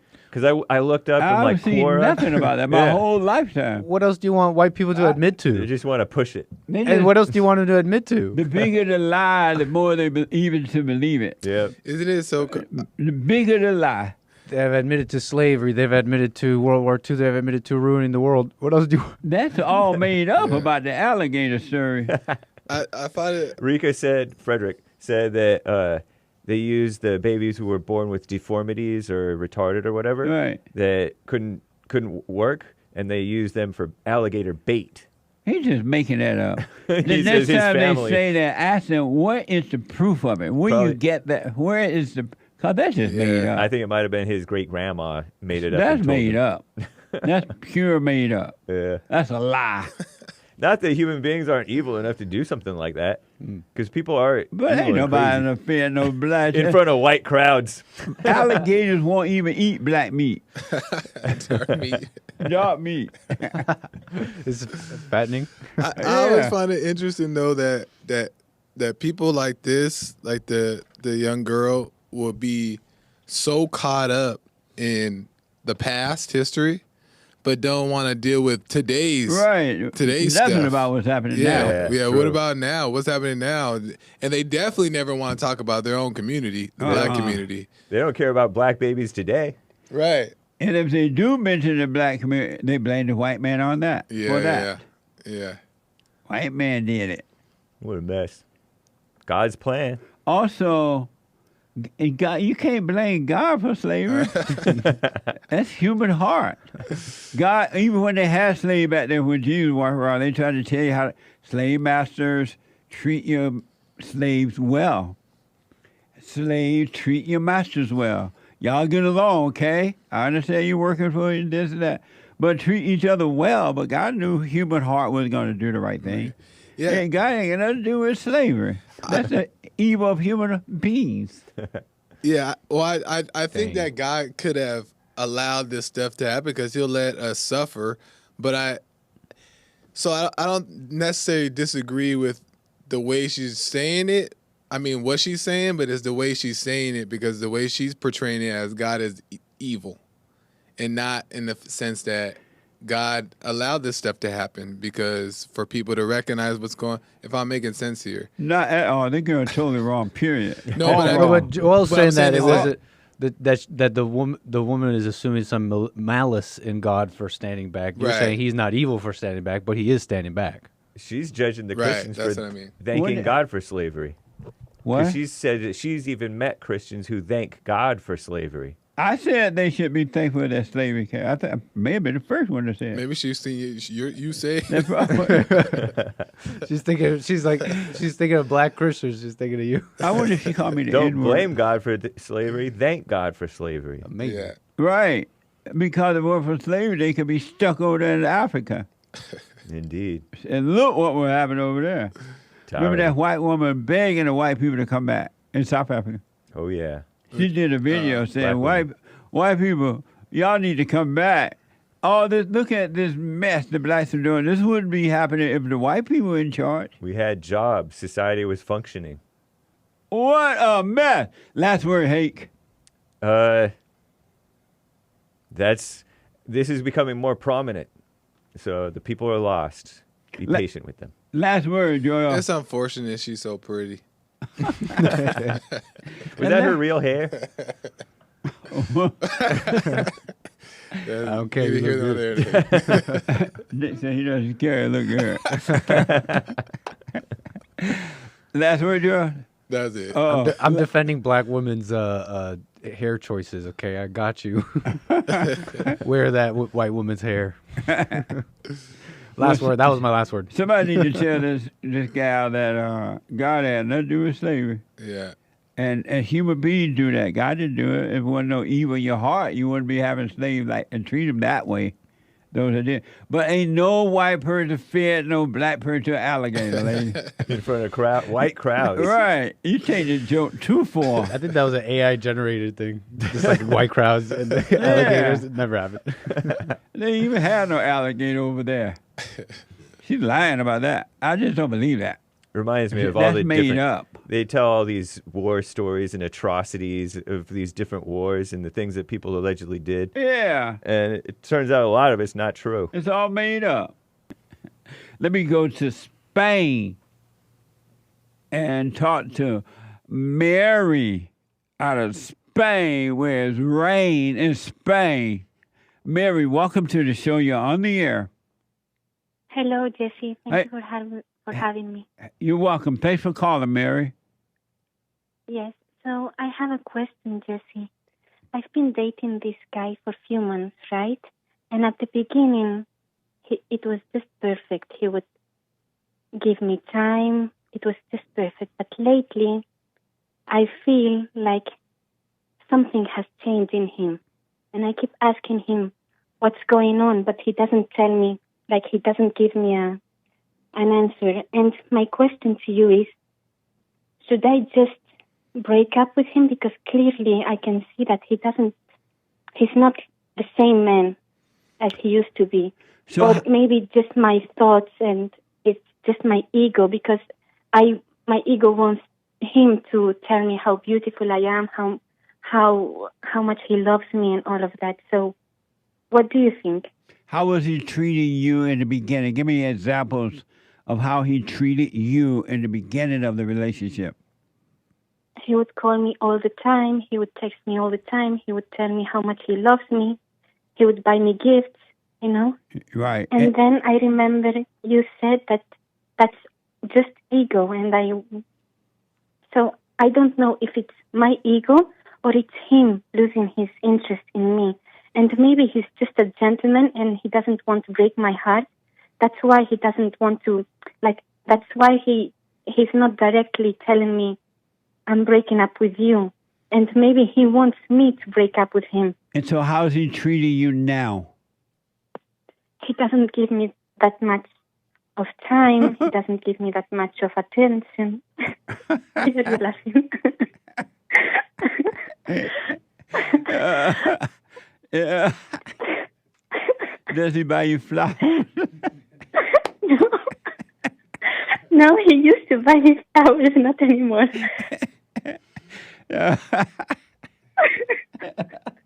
Why are you laughing, Jesse?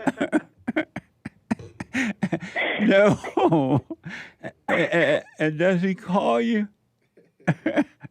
Does he call? Maybe once, yes, but not as before, maybe once a day. And now you feel lost? Lost because I don't know if he wants to be with me or not. Maybe well, let me just tell you this. It's totally Yes. ego. That's all. And he did it because he wanted something from you, whether he can stand to being alone, or he wanted the, as James called it, the S word, or he wanted something from you. Did he get, well, I don't know if I can ask you that. Did he get what he want already? Yes, I think so. Ooh, he got it? Yes. Well, no wonder you don't hear from him anymore. The flower brought him love. Yeah. So it was it was never about you. It was always about him for what he could get, and then it was about you getting what you want. You got the attention, you got the flowers, and then he got what he wanted. Now it's over, so move on. And next time, don't fall for the game. So should I just tell him directly, hey, I'm breaking up with you, or should I just let it be? Let it be. Hold on 1 minute. Just for a minute, okay? Hold on. Okay. All right. 888-77 Jesse. A quick break. Back in a moment. Blah, blah. So I want to go quickly back to Mary. And Mary's out of Spain. And Mary met this man, and he just did everything she wanted him to do. He wished her, bought a flower, called her, told her how pretty she is, and blah, blah, blah, wine and dine. And Mary's like on cloud 9. And then the guy got what he wanted. And Mary fell from cloud 9 to cloud 0. And now Mary wants to know, what should I do? Am I right, Mary? Exactly. How old are you, Mary? 27.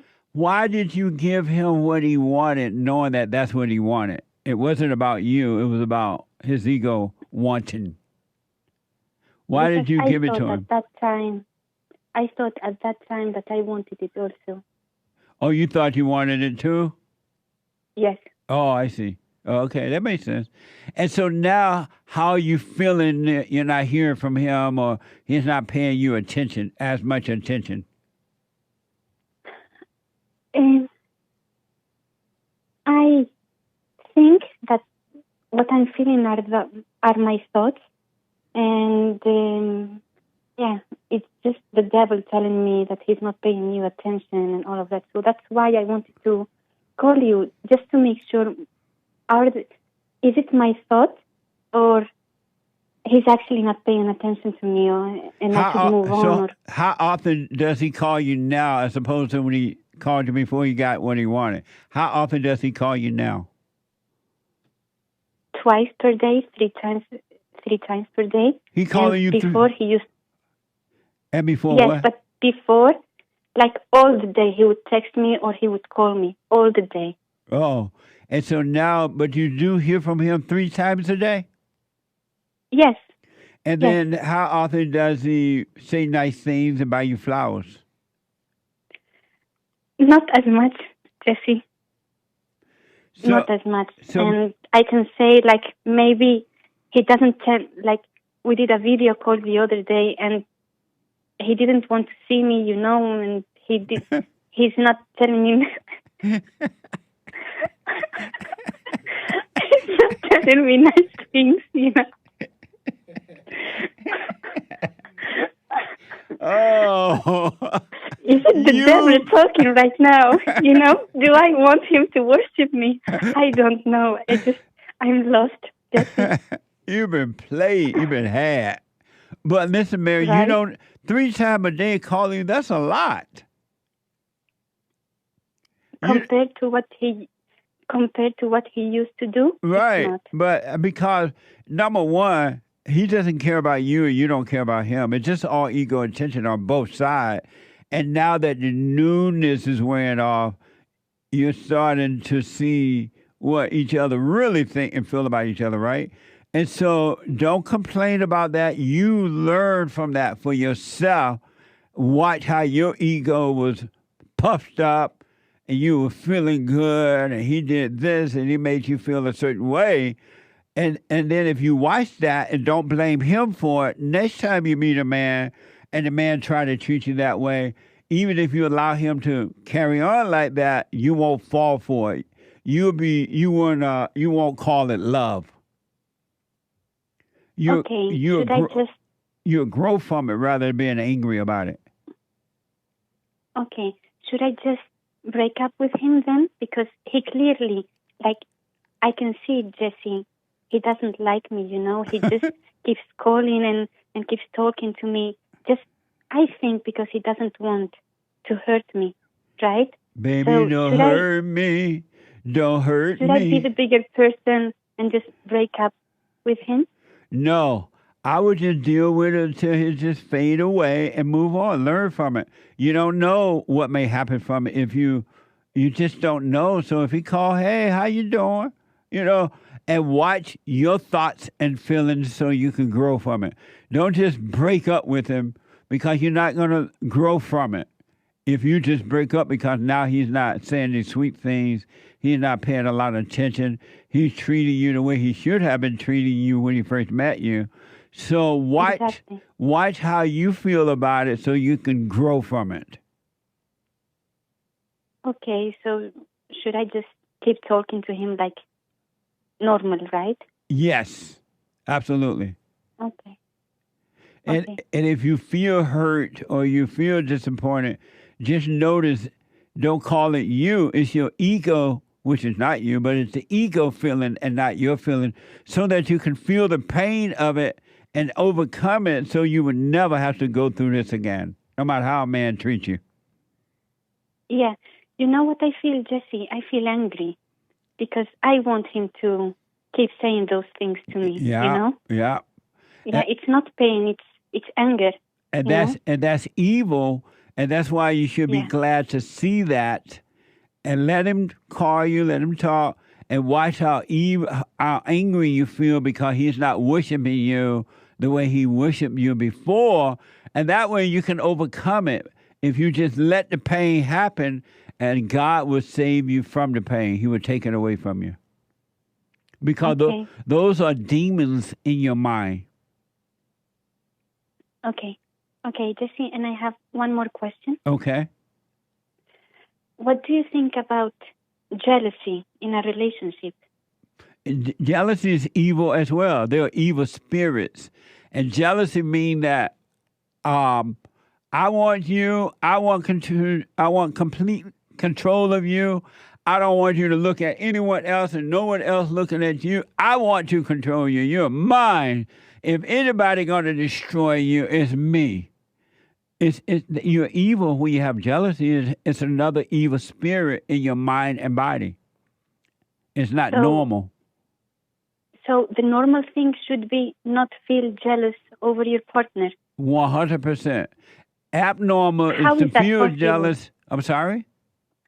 How is that possible? If you love someone, that's the definition of relationship and marriage, right? It's monogamy. So how is it possible to not feel angry when you think that you're sharing your boyfriend or your girlfriend?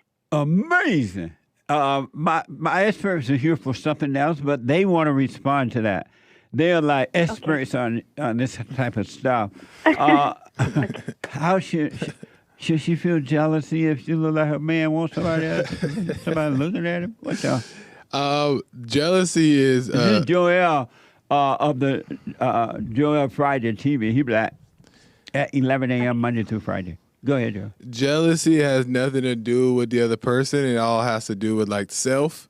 So you just want to put it's possessive. It makes you want to control the person and not let them make their own decisions, be their own person. So jealousy is not. And so how should she overcome the jealousy?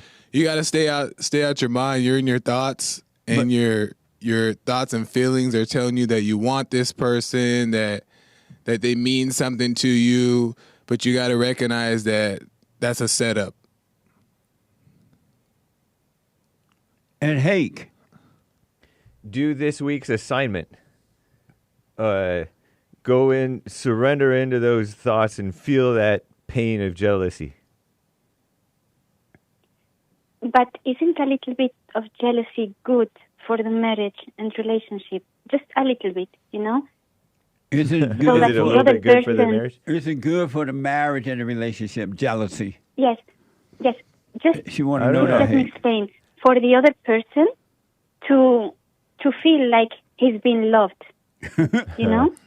Hake. I mean, if my husband or boyfriend is not jealous of me, I would think like he doesn't care about me, you know? Yeah. I like a little jealousy, but it's. I bet you do. But it's the ego. It's just that's just the ego in me wanting to like that somebody's after me. But it's just a controlling nature. It's controlling. It's not a normal thing. And if it gets out of hand, it'll start controlling you. Jealousy, envy. Hey, you say? Yeah, you don't want to rely on that for the faithfulness of your marriage. You like a little jealousy? I plead the fifth. it bites you later. And you say Anchor Baby of the Anchor Baby show at 4 p.m., the American Anchor Baby? You don't want to mess with a jealous man. Is jealousy made for No. let the person Maybe know I for- love you? What? No. No, it's not love at all. Is jealousy good for the relationship? Nope. She want to It's know. Poison. Poison. Mary, It's also not like a manly thing. You don't want that in your man. Like a Is man it can a- maybe No. handle it from his woman, but Is it a female thing? yeah. And you say a man can handle jealousy with his woman's jealousy? Usually they can, I don't know if they usually can, but maybe in a perfect world they would be able to take it from the woman, but you don't want that in your man. That's what I'm trying A to say. man here. can be controlled by the woman's jealousy. You But let me tell you one thing. What are you looking Yes, at? this is the problem in the West that we have, because men have stopped being jealous over their woman, and they don't care if their woman is half naked in the street, and other men can lust over her. So no, jealousy is not good. This is my opinion. And you said, And- did you want to say something? That's not because of lack of And from jealousy. this, no, and from this comes feminism, and feminism. So are you spreads saying, the society. but Mary, I thought you said jealousy was good for a relationship. It's your love. Right, she's saying a lack of it has brought about this Oh, world you're saying the lack of jealousy is not good. and has brought about these men that Exactly, allow the their la- men to dress however the women dress however they want. I don't see that. Yes. He's just like Hassan was. Remember him? Come on, Terrible. I don't quite know what Well, she means he's shy. by the jealousy means he doesn't care. I don't quite know. She said that because men are not jealous nowadays of the women are half naked walking the streets and they look all kind of way. And before the women would not dress that way because the men would be jealous. But now that the men are not jealous, the women dress slutty in the streets and everywhere. Oh, well, if the man lets her do that, he doesn't really care about her anyway. He don't really even like her. He just want to show her off, or she's like a trophy thing. So he doesn't really respect her in the first place. But that's just decency. That's not necessarily jealousy. I mean, you Yeah. could call it jealousy, like in a righteous jealousy, maybe. I know righteous jealousy. I mean, if you want, God is a jealous God. He's righteously jealous. Well, this man with that righteous woman ain't jealousy. No, he's not. God is not jealous. Yeah, it's in the Bible. I'm a Bible thumper, and this is Bible Thumper Thursday. But anyway, maybe you're right. Last word, Anchor Baby. Yeah, it's not because of lack of jealousy. They're just like perverted. Mary. Yeah, they kind of want to flaunt it. Mary. Yes. The one thing you don't want to feel for your man and he should not be feeling for you is jealousy. It's very dangerous because people get killed over jealousy. If a man is jealous or the woman is jealous and another man is looking at her or another woman looking at another man, the man can kill over that. Because that jealousy, the spirit of jealousy is evil and very dangerous. And the way you have to overcome that, you got to overcome the thoughts and the feelings. And it's not a sign of love. It's not a sign of love at all. A jealous man or a jealous woman is not trying to show you they love you. They're saying, I want to control you because my ego is hurting that you're looking at somebody else. Okay, so next time I feel jealous, should I just keep quiet? Yes, and let it pass. Absolutely. Because your question was about how to make the marriage last, right? You ain't going to make it last with jealousy, that's for sure. So if he wants to go out with a female, I should just let him do that? Well, don't do it if. Take no thoughts about tomorrow. Wait and see. But for now, if you feel jealousy, you let the spirit of jealousy pass so you can overcome it. And if I could just add a little bit to that too, is that if you're feeling all these things and they're coming at you like that, then this relationship or the idea of this relationship is too important to you, and you're gonna ruin it anyway because you're getting caught up in believing into it. So you want to just relax and watch it, opposed to trying to figure out how to, I don't know, find the right answer or something. Okay. Overcome your evil, Mary. Okay. And hate is saying that. Are you saying when you have sex, is it plain jealousy, hate? I heard that that's what happens when you have the S word. Right. That it makes them. It's cause for even more jealousy and rage and violence. Does. Oh, I thought you were saying when you did that word. No. I don't talk about whether or not I've done stuff like that. Your business. What? Yeah. Jesse, why you say to men do not have the S word, right? Right. But Until marriage. when they do it, yes, but when they do it, they lose interest over the woman. Yes. It's not like the woman that for her it's like a drug, right? But for men it's the opposite. So why do you say it's like being on fentanyl and all of that? It's not. But for the man, Only it's for like the woman. For the man, it's like a drug too. The woman uses it as a drug dealer. She uses it to control the man, and to entice him and control him with it. And the man uses it as a drug. He uses it to forget his pain. He feels good with it. But after a while, it's not enough from her, so he got to go find a new drug dealer. So now this guy that I'm seeing, it's not enough. No. For him. No. Why? He buying flowers for somebody else now to feel good, because the new feeling with you is wearing away. It's fading away. How long have you been dating? And I can see that. Yeah, because and it's I can not. see that. Yeah, Jesse. Maybe it's the devil, or maybe I am right, but I think he got to know someone else. You know. Well, don't assume that if you don't know. Come out of your head. Don't assume anything. But the feeling is like smoke from a cigarette. It's fading.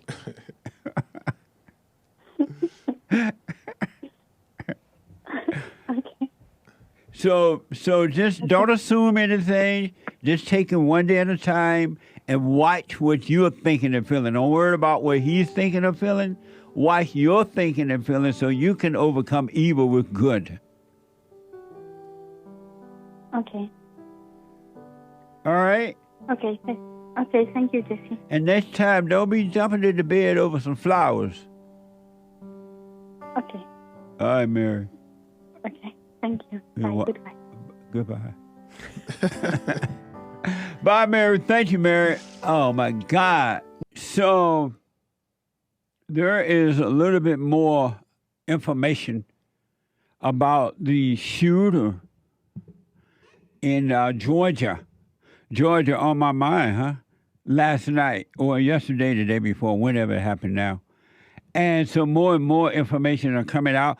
And again, I don't know how true it is or not. The information, so you just can't believe all the information that you hear nowadays. All right? But allegedly, and what they're saying is what I'll give to you today, to you. This is from Fox. New information has surfaced about Colt Gray, a ninth grader accused of opening fire inside the high school on Wednesday morning, killing 2 teachers, 2 students, and injuring 9 others.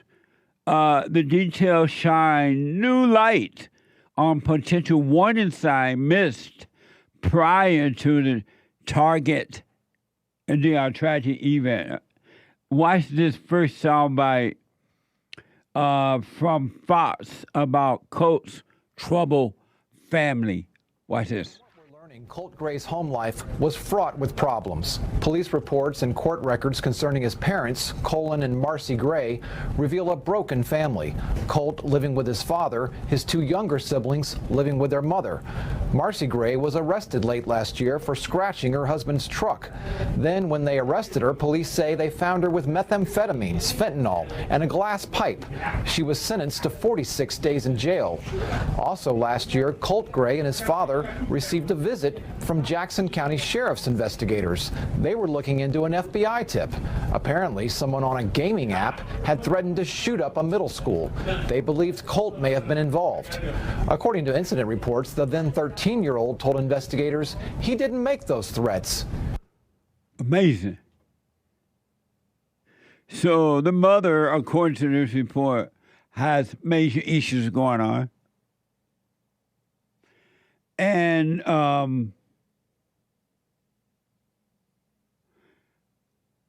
I think what I want to do is see what my experts think about all this.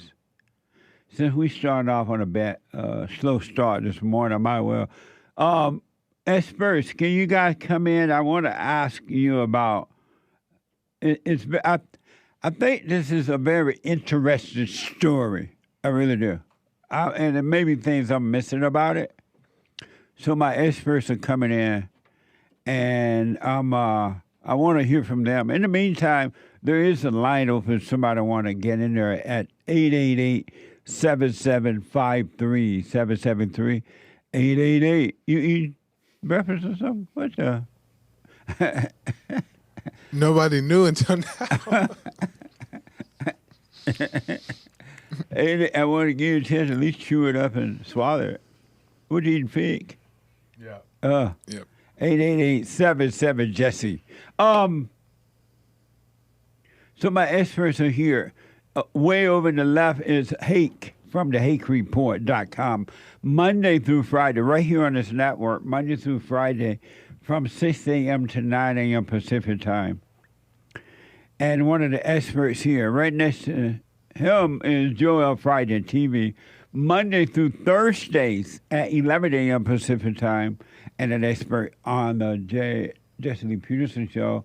And way over to my far right and your far left, folks, is the American Anchor Baby at 4 p.m. and an expert here on the Jesse Lee Peterson show. Did you guys see the first soundbite? No? Yep. You didn't see it? Oh, okay. Well, I want to replay the first soundbite. This is more, according to Fox, new information about the Colt Gray and his family history. So this is from Fox. Colt Gray's troubled family. From what we're learning, Colt Gray's home life was fraught with problems. Police reports and court records concerning his parents, Colin and Marcy Gray, reveal a broken family. Colt living with his father, his two younger siblings living with their mother. Marcy Gray was arrested late last year for scratching her husband's truck. Then when they arrested her, police say they found her with methamphetamines, fentanyl, and a glass pipe. She was sentenced to 46 days in jail. Also last year, Colt Gray and his father received a visit from Jackson County Sheriff's investigators. They were looking into an FBI tip. Apparently, someone on a gaming app had threatened to shoot up a middle school. They believed Colt may have been involved. According to incident reports, the then 13-year-old told investigators he didn't make those threats. At least Colt a little older than those other pictures. Yeah. So that's a little bit about his family, and this is from Fox. A sheriff investigator talked to Colin Gray. Watch this. Here's a sheriff's investigator talking to Colt Gray. I promise I will never say something. So you haven't used Discord in a few months? Oh, no. And you're saying you didn't say anything like that? No, the only thing I have is TikTok, but I just go around there and watch videos. Colt's father told police he did have guns in the house. He said they were accessible but not loaded. He said he and his son would go hunting and shooting together. He said he wanted his son away from video games and into the outdoors. Colt even shot his first deer that year. Colin Gray also told police his son had problems at school, including being picked on. I've been up to school, like I'm on first name. I just was up there 3 days ago for his finals, talking to the principal, like, look, we talk about it quite a bit. All the school shootings, things that happen. Yeah, hey, are you getting picked on at school? He is. He's getting picked on at school, and is everything okay? That's why I keep going up there. After that talk, police left. They weren't able to substantiate the tip. Here's where a breakdown may have occurred. The Jackson County Sheriff tells us she believes her department alerted Jackson County schools, telling them keep monitoring Colt Gray. In an email obtained by the I-Team, a sheriff's captain tells the FBI, we have made area schools aware and will monitor this subject. Amazing. They have no reason to be saying Jackson County Sheriff, she told us. What the? It should be a he told us. But anyway, that's a different day. This is from WGN9. A GBI spokesman announced that Colin Gray, 54, faced 4 counts of involuntary manslaughter, 2 counts of second-degree murder, and 8 counts of cruelty to children. And this is another from WGN9. It says that Colin Gray's father is charged, and President Biden called for gun control. Watch this. Now, the teen's father, 54-year-old Colin Gray, has been charged in connection with the school shooting. Mr. Gray, these charges stem from Mr. Gray knowingly allowing his son, Colt, to possess a weapon. President Joe Biden, while speaking in Wisconsin, again called for gun safety measures following the deadly high school shooting. Just getting back to school, and a joyous and exciting time, absolutely shattered. The president insisted that the nation cannot continue to accept the carnage of gun violence. Some of my Republican friends in Congress just finally have to say enough is enough. We have to do something. Together, let's ban assault weapons. Okay. There you have it. That's the answer they say. So, Joel, well, I'll start with hate first today. Hey, should the parents be to blame for this? Straight to it. What do you say about all this, and should the parents be to blame? Not legally, not for what the crime that Colt committed. No. And what they should be, what are they to be blamed for? For being messed up, and they didn't stay together and raise a good kid. And why you say they should not be blamed legally? Because a 14-year-old possessing a gun is not a crime. Letting your 14-year-old son possess, quote unquote, a gun is not.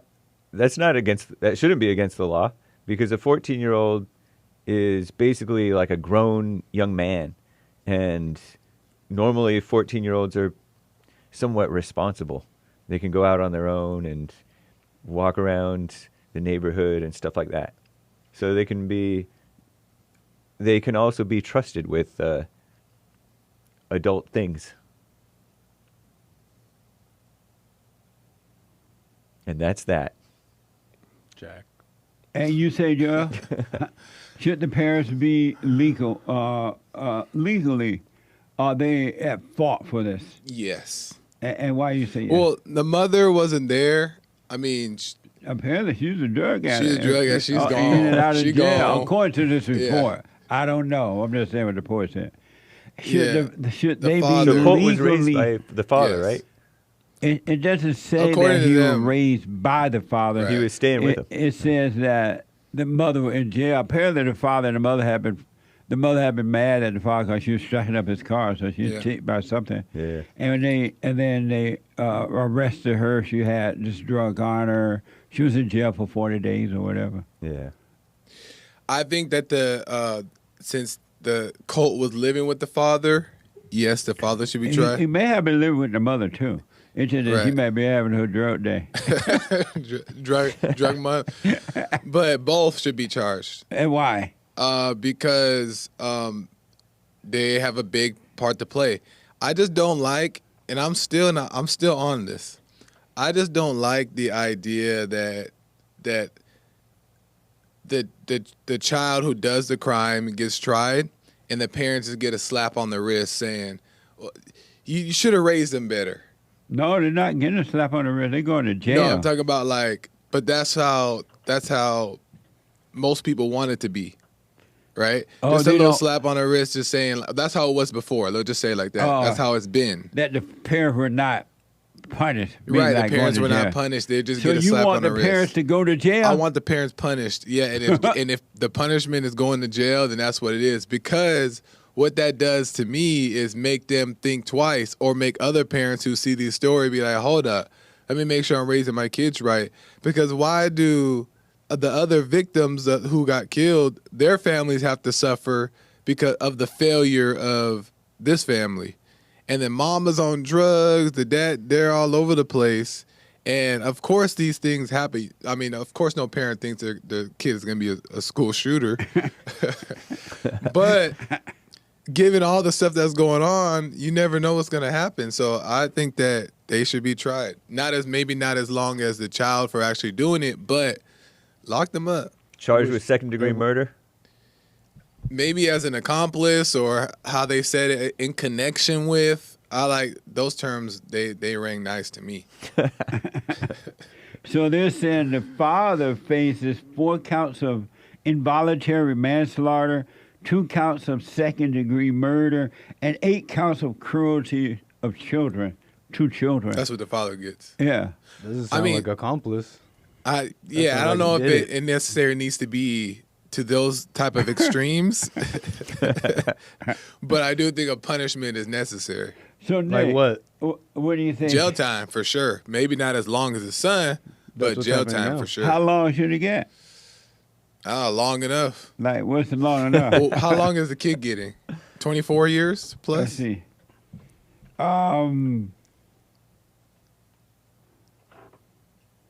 It doesn't say.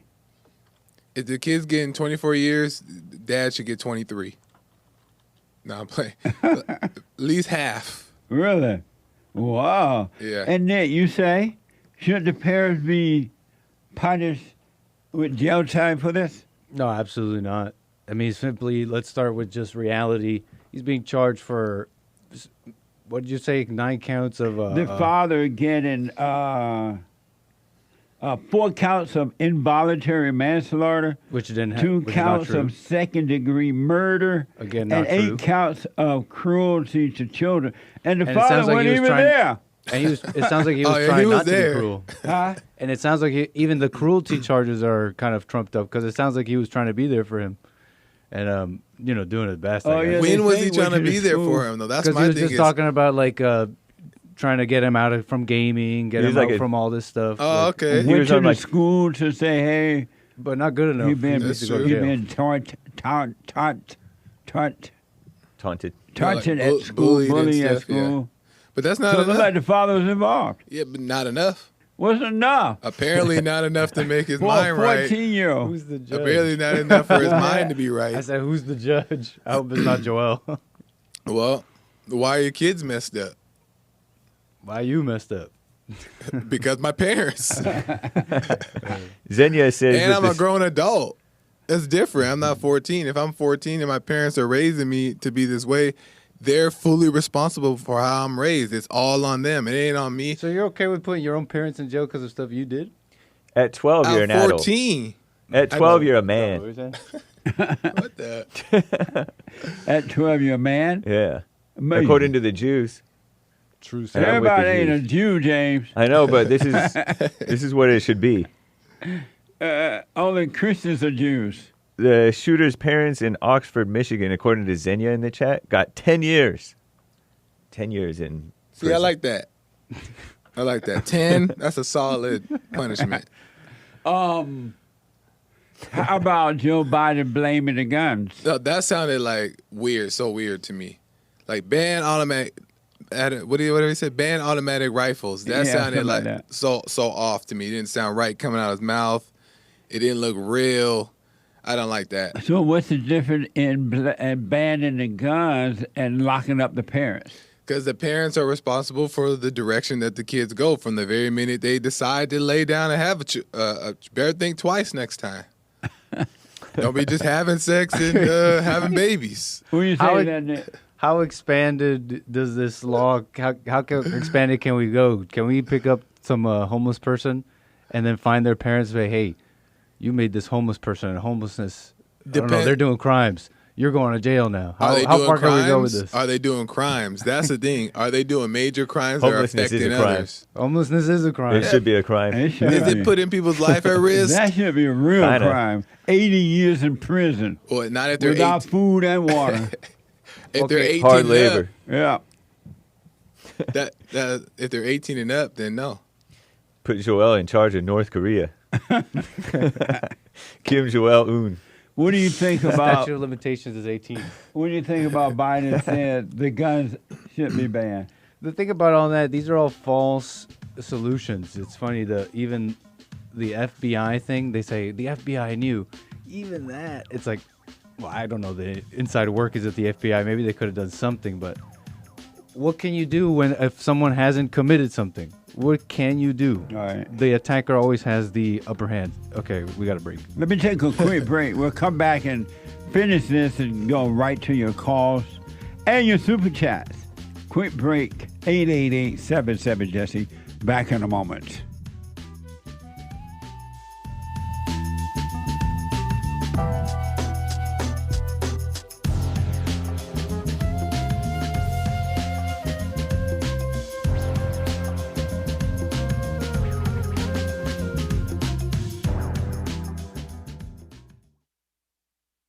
Hey, listen, before I ask my question, I want to thank you so much. The silent prayer. You know, I'm 50 years old. At home, we have a 16-year-old, 14-year-old, and a 10-year-old. And I got to tell you, introducing the silent prayer to my family, instead of just sitting down and saying the same old prayer over and over again before we eat our meal, to just be silent, bringing all thoughts into captivity. Brother, that has been such a huge, huge blessing in our lives. I just want to encourage anyone to try that out. It's amazing to look around after we've done our silent prayer before we eat, to see the excitement in my kids' faces, like, oh yeah, Dad, I had a bunch today. Or the other one will be like, yeah, you know, I had a couple things that I've been thinking about. It really takes root, Jesse, and so I want to thank you so much, and ever since then, it's been absolutely amazing. So thank you so much. You're welcome, Tony. Stay with it, stay with it, stay with it. You're going to know God and his love. It's going to be amazing, man.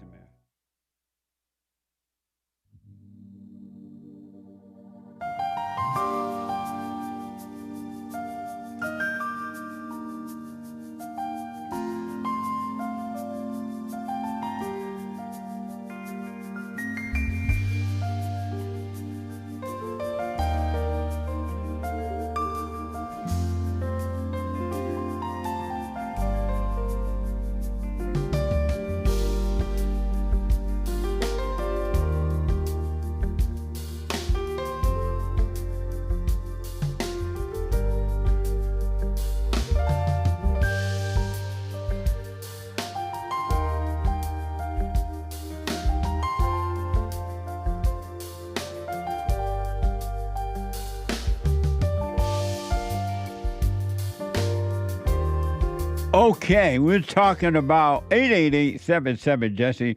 Just a quick conversation about the shooting in Georgia. Georgia's on my mind, at the school. And the parents are being punished for what the kids are doing now. And they want to still ban the Second Amendment while even punishes the parents. James, what did you think about what Biden said about the gun? Banning that gun.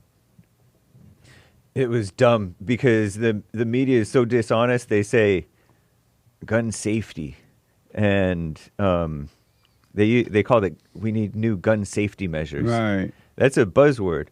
And Crooked Joe doesn't care about kids dying, and They going sure back to don't. school is not joyous necessarily. Usually Not for the kid. Yeah. I'm like, I don't want to go back. Sometimes you're a little excited, but yeah, he's a phony. And so, he's always been for that stuff. He's like, but then he says, "Oh, buy a shotgun and fire 2 shots in the air, and that'll run off the people, the intruders." Joya, how are the Republicans in support of punishing the parents too, or is this a Democratic thing? I'm not sure. I will say one thing I'm suspicious about is why the mother is not being charged as well. Well, they're not saying that she's not been charged. Oh, okay. But what they're saying, according to the report, I want to play that so you hear it.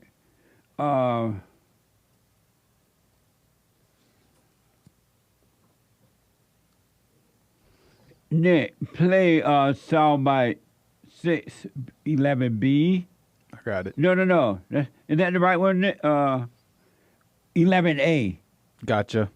So here's where they talk about the mother. Am I right, Derek? It's better than 11A? Okay, 11B, I'm told. Okay. Here's a sheriff's investigator talking to Colt Gray. I promise I will never say something like So that. you haven't used Discord in a few months? Oh, no. And you're saying you didn't say anything like that? No, the only thing I have is TikTok, but I just go around there and watch videos. Colt's father told police he did have guns in the house. He said they were accessible but not loaded. He said he and his son would go hunting and shooting together. He said he wanted his son away from video games and into the outdoors. Colt even shot his first deer that year. Colin Gray also told police his son had problems at school, including being picked on. I've been up to school, like I'm on first name. I just was up there 3 days ago for his finals, talking to the principal, like, look, we talk about it quite a bit. All the school shootings, things that happen. Yeah, Hey, are you getting picked on at school? He is. He's getting picked on at school, and is everything okay? That's why I keep going up there. After that talk, police left. They weren't able to substantiate the tip. Here's where a breakdown may have occurred. The Jackson County Sheriff tells us she believes her department alerted Jackson County schools, telling them keep monitoring Colt Gray. In an email obtained by the I-Team, a sheriff's captain tells the FBI, we have made area schools aware and will monitor this subject. That wasn't anything about the mother. What the? Can I comment on that, though, or there you want to? Yeah. You want to say something about that? That real quick. Okay. You taking it back? No. About charging the father? No, That it's boy about told to me get to worse play for the that, father. and that wasn't anything about the mother. What the? But the dad knew that the father was getting punished, but the son was getting bullied at Right. school. Why didn't he pull him out? Why didn't he teach him how to fight? Why didn't he teach him how to stand up for himself?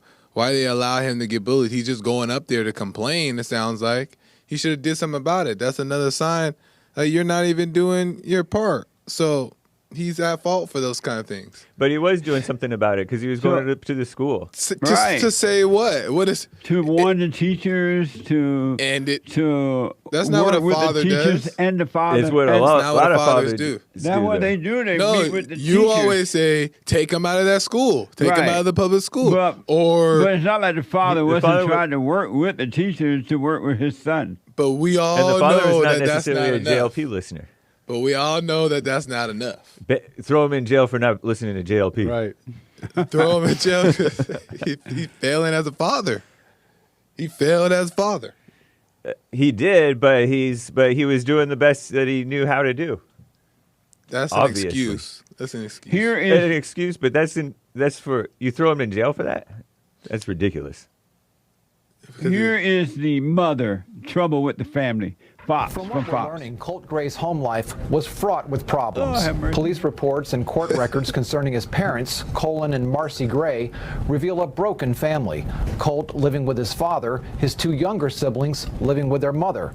Marcy Gray was arrested late last year for scratching her husband's truck.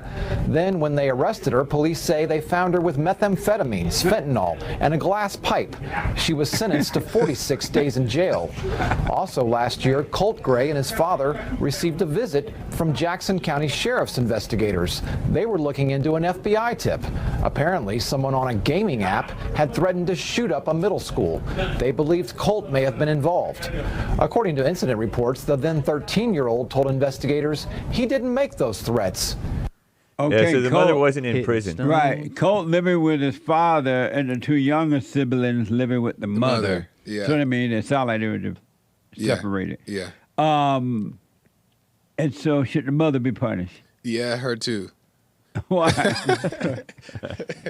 Depends on her. Yeah, her too. She busy with her drugs and raising the other two children. What? Because She's not even there. But she is there because she came and then she's scratching up the daddy's car. You She's know how causing women drama. scratch up the man's car to punish him. Scratching a car is not killing kids, though. I know, but she's causing stress in the home. The son is probably like, "What's going on with my mom? Oh, she's drugged out again. She's scratching daddy's car." And you say that if he was, let's say she didn't raise him at all, and there was no scratching, would she go to jail? If they didn't raise him at all, and there was no, and the mother had no hand on raising him at all. I was still, she would be questioned and investigated. Why didn't this work out? Wait, it should be a law. That ended better than I thought.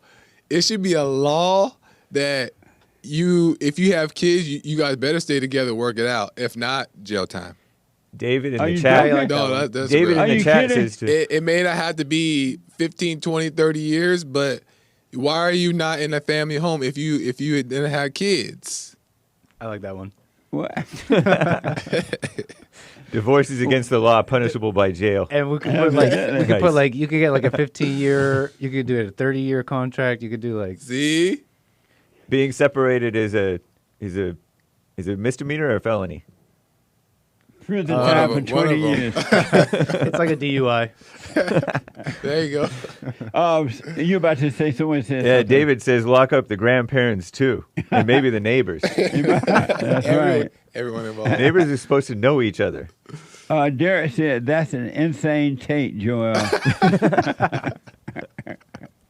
Let me ask, Nick, are the Republican representatives in agreement that parents should go to jail for what their children do? You know, I can't say I know. I can't say I know or seen. Even with the Crumbly parents, when that happened, I feel like the this Oxford is just, shooter. Right. I feel like this is just like the second time this has happened, where a parent has been charged like this, or at least in a major. I know, at least maybe third time we've heard of, but so I know one time James just read off one report where somebody went to prison or something. So you don't know if the Republicans are in support of all this, right? I can't say I know, but you know what? I wouldn't be surprised if a whole bunch come out. I wouldn't either. Do you know? I have no idea. I mean, I would guess that some would be a little concerned because it's obvious that they're using it to go after people's rights to guns, for example. Right. And that's like for you sure. have said before, going after the white parents. Because Yeah. black kids are shooting one another all the time, and who knows whether their parents are being charged. And it's quickly erased from the media. You hear one or two If you even hear stories, about it. and it's gone. Yeah, the criminals not even be charged. The parents definitely not getting Yeah, true. They don't even catch them. They get away with it. Yeah, but if you white, you going to prison. Yeah. They're going to talk about it in the news every day until you go to prison. I don't think that the parents should go to jail.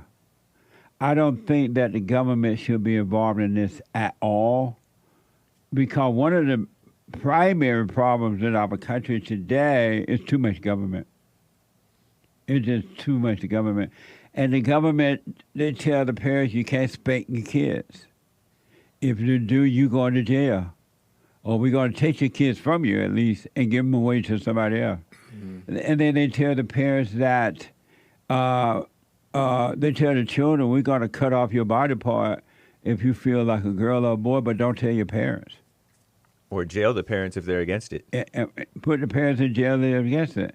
And now something like giving your son a gun, it used to be so typical.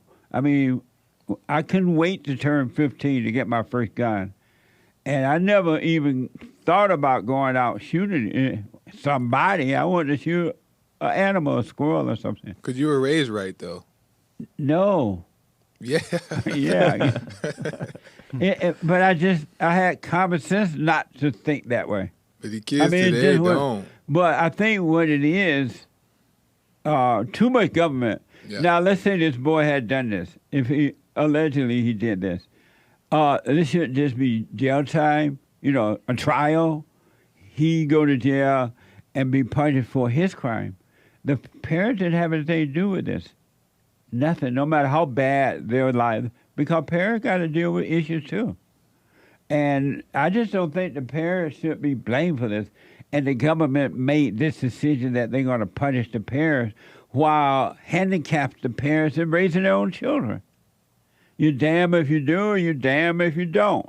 And I don't give a darn if he does come home, Paul. But what y'all think about that? I think that you're 100% right on government is way too involved in all things. How the government, just think of the government don't care about nobody but themselves.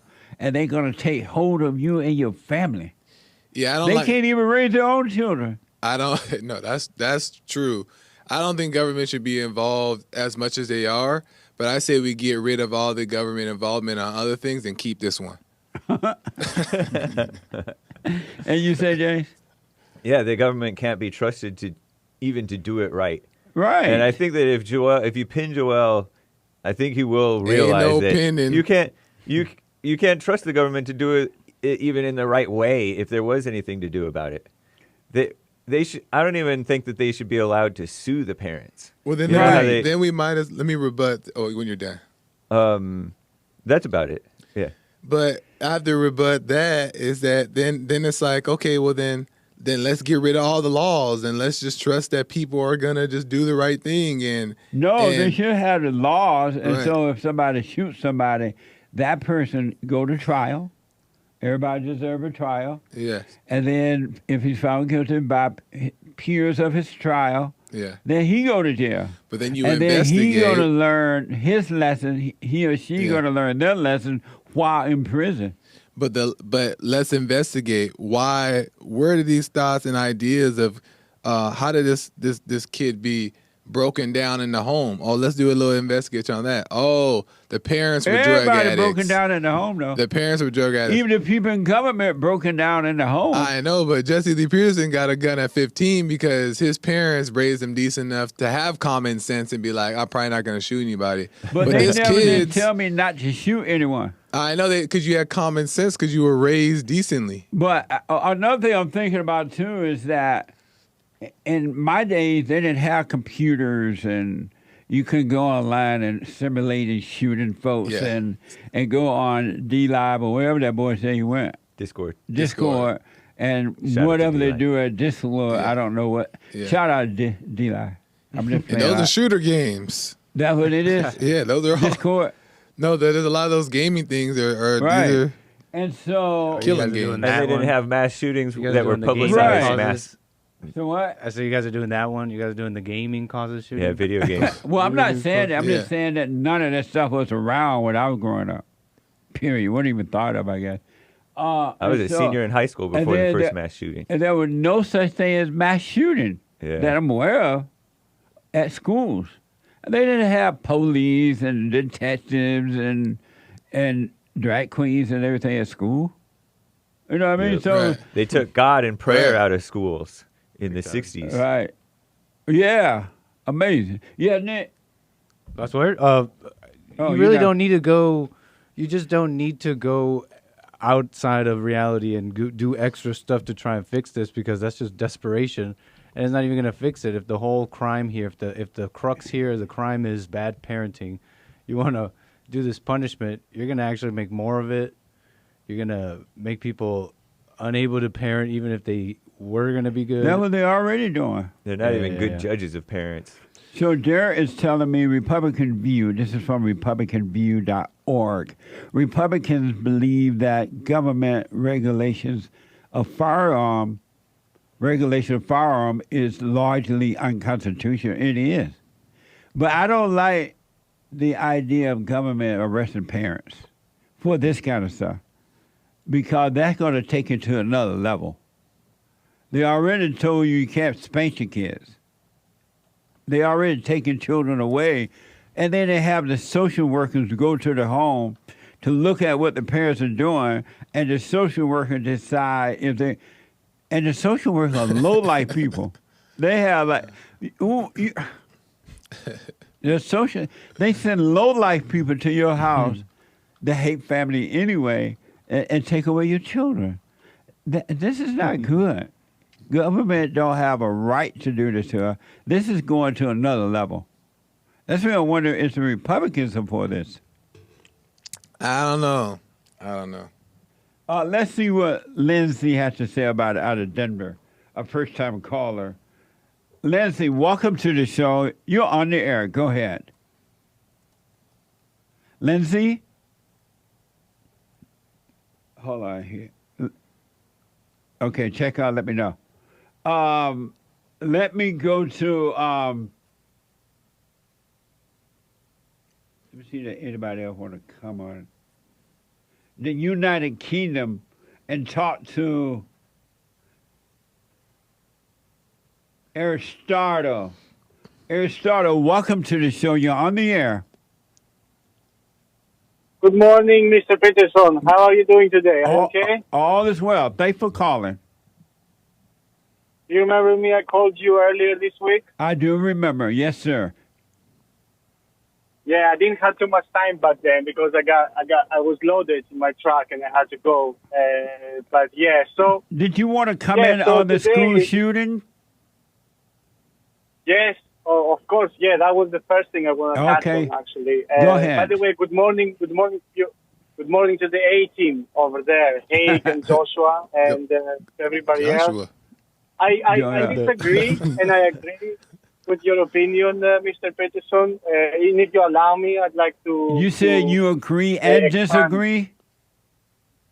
Yes. What part, I agree and I disagree. What part do you disagree about? Which part? So first of all, I agree with the fact that you said that back in the day, kids had common sense. And I disagree with the fact that you're saying that the government shouldn't have power in this. Now, hear me out. What do I mean when I say I disagree with the government shouldn't have power in this? I don't say that the government should have power. There is a power that needs to start, but this power needs to start not federal or state, more like a community thing, or at least sheriffs, the sheriffs, the counties, right? And this power has to do with creating incentives for parents to think exactly how they were thinking back in 60s and 70s.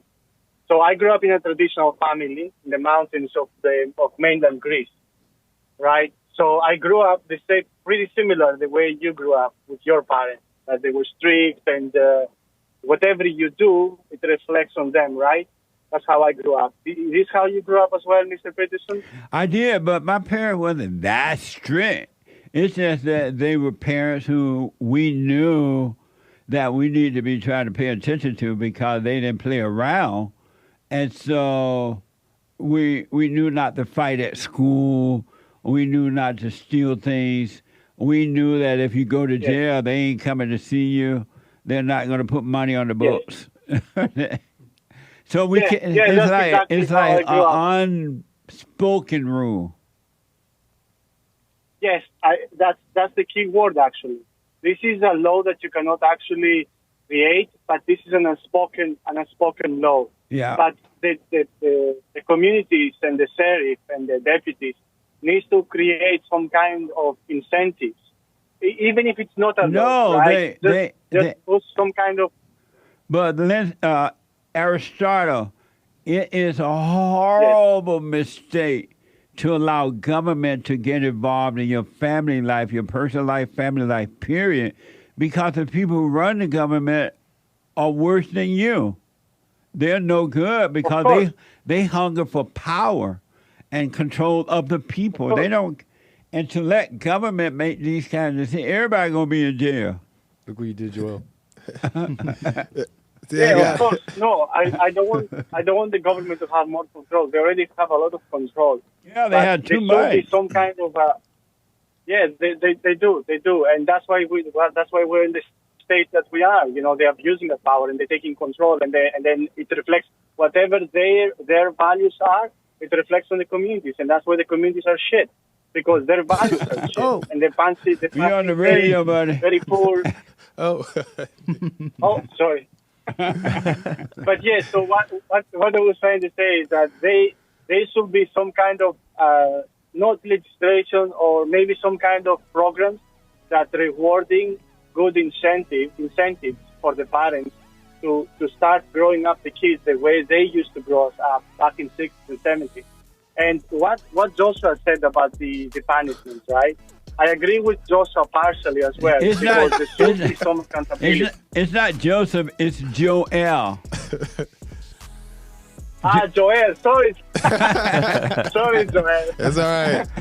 Well, It's all right. He black.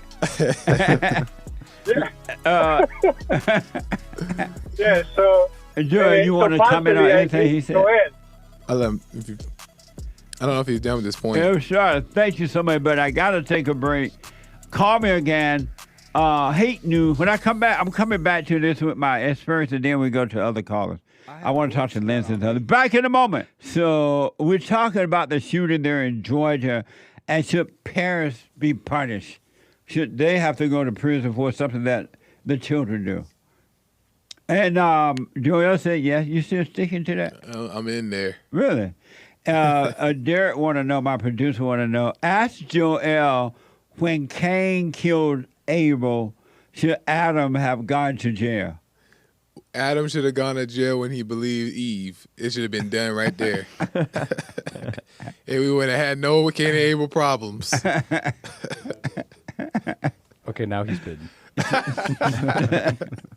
So should Cain go to jail for killing Abe?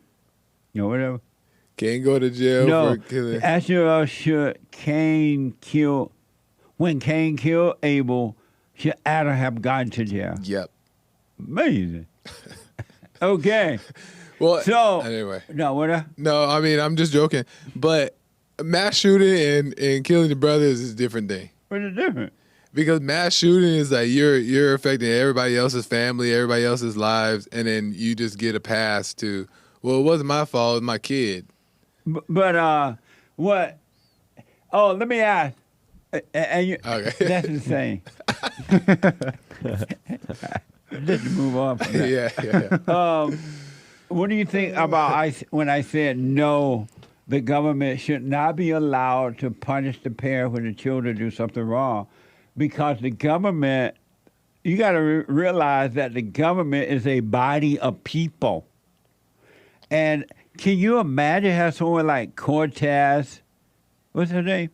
Alexander Cortez, and that Black Lives Matter woman, and that Talisha she, and then that woman that came to our country and was supposed to be a refugee, and somebody did something somewhere to somebody. What's her name? Dave. Ilhan. Ilhan Omar. Somebody did something. Ilhan Omar. Where's that coming from? Pardon us. My apologies. Speaking of Ilhan, huh? What the? Literally, as soon as you said that. But, like, and then you have people like Joe Biden, this little stupid woman that's running now. What's her name? Kamala Harris. And some right-o Republican. Can you imagine having those people make decisions about your life and your home and your family life? Those people are wicked, evil people. I agree with you on that. I think that. Oh, sorry. No, go ahead. Yeah, it was Nick's That's turn. such a good point. I was talking to you. That's such a good point because I think that's what's happening with people. They'll see something go wrong, and they'll think, because the government is people, they'll think government as themselves. They'll think, well, we got to do something, and we becomes government. But they don't. The worst people run things. You're saying now your family is not mother, father, mother. It's now government over the family. parents. Things are just gonna get worse. And then you have Everyone's a little dictator. and everybody want power. All angry people want control over somebody. I don't care if you're in government, outside. Can you imagine having those type of people, those wicked people making decisions what's going to happen in your home. I agree with you 100% on the government thing. I agree that it's too much like hands into your life. I agree with that 100%. Wicked people. And then it's worse when there's people who are in control of these things. They're not having a sound mind. They're all jacked up and they have. So I agree with that. But like, let's just like take out the. We pinned him down. Take out the law. Let's just take out the law. Do you think if there weren't corrupt people in the system, decent people were running the government or whatever the case is, do you think that parents should have any consequence for their kids doing certain things? But the parents will have let's say that the child is not raised right. Yeah. And the child has to go to jail. The parents' partners, they suffer for that too within themselves. They don't have to go to jail. They're paying a price for their not raising their child. Now the child in jail. Now he's a drug addict. Now he's this. The parents are suffering. Knowing their kid killed some people. Right. The parents are suffering. They're not wondering what other people are thinking about them. The family turning on them. Plus, they feel the pain of their children doing this. They don't need some wicked other people running the government to do this to them.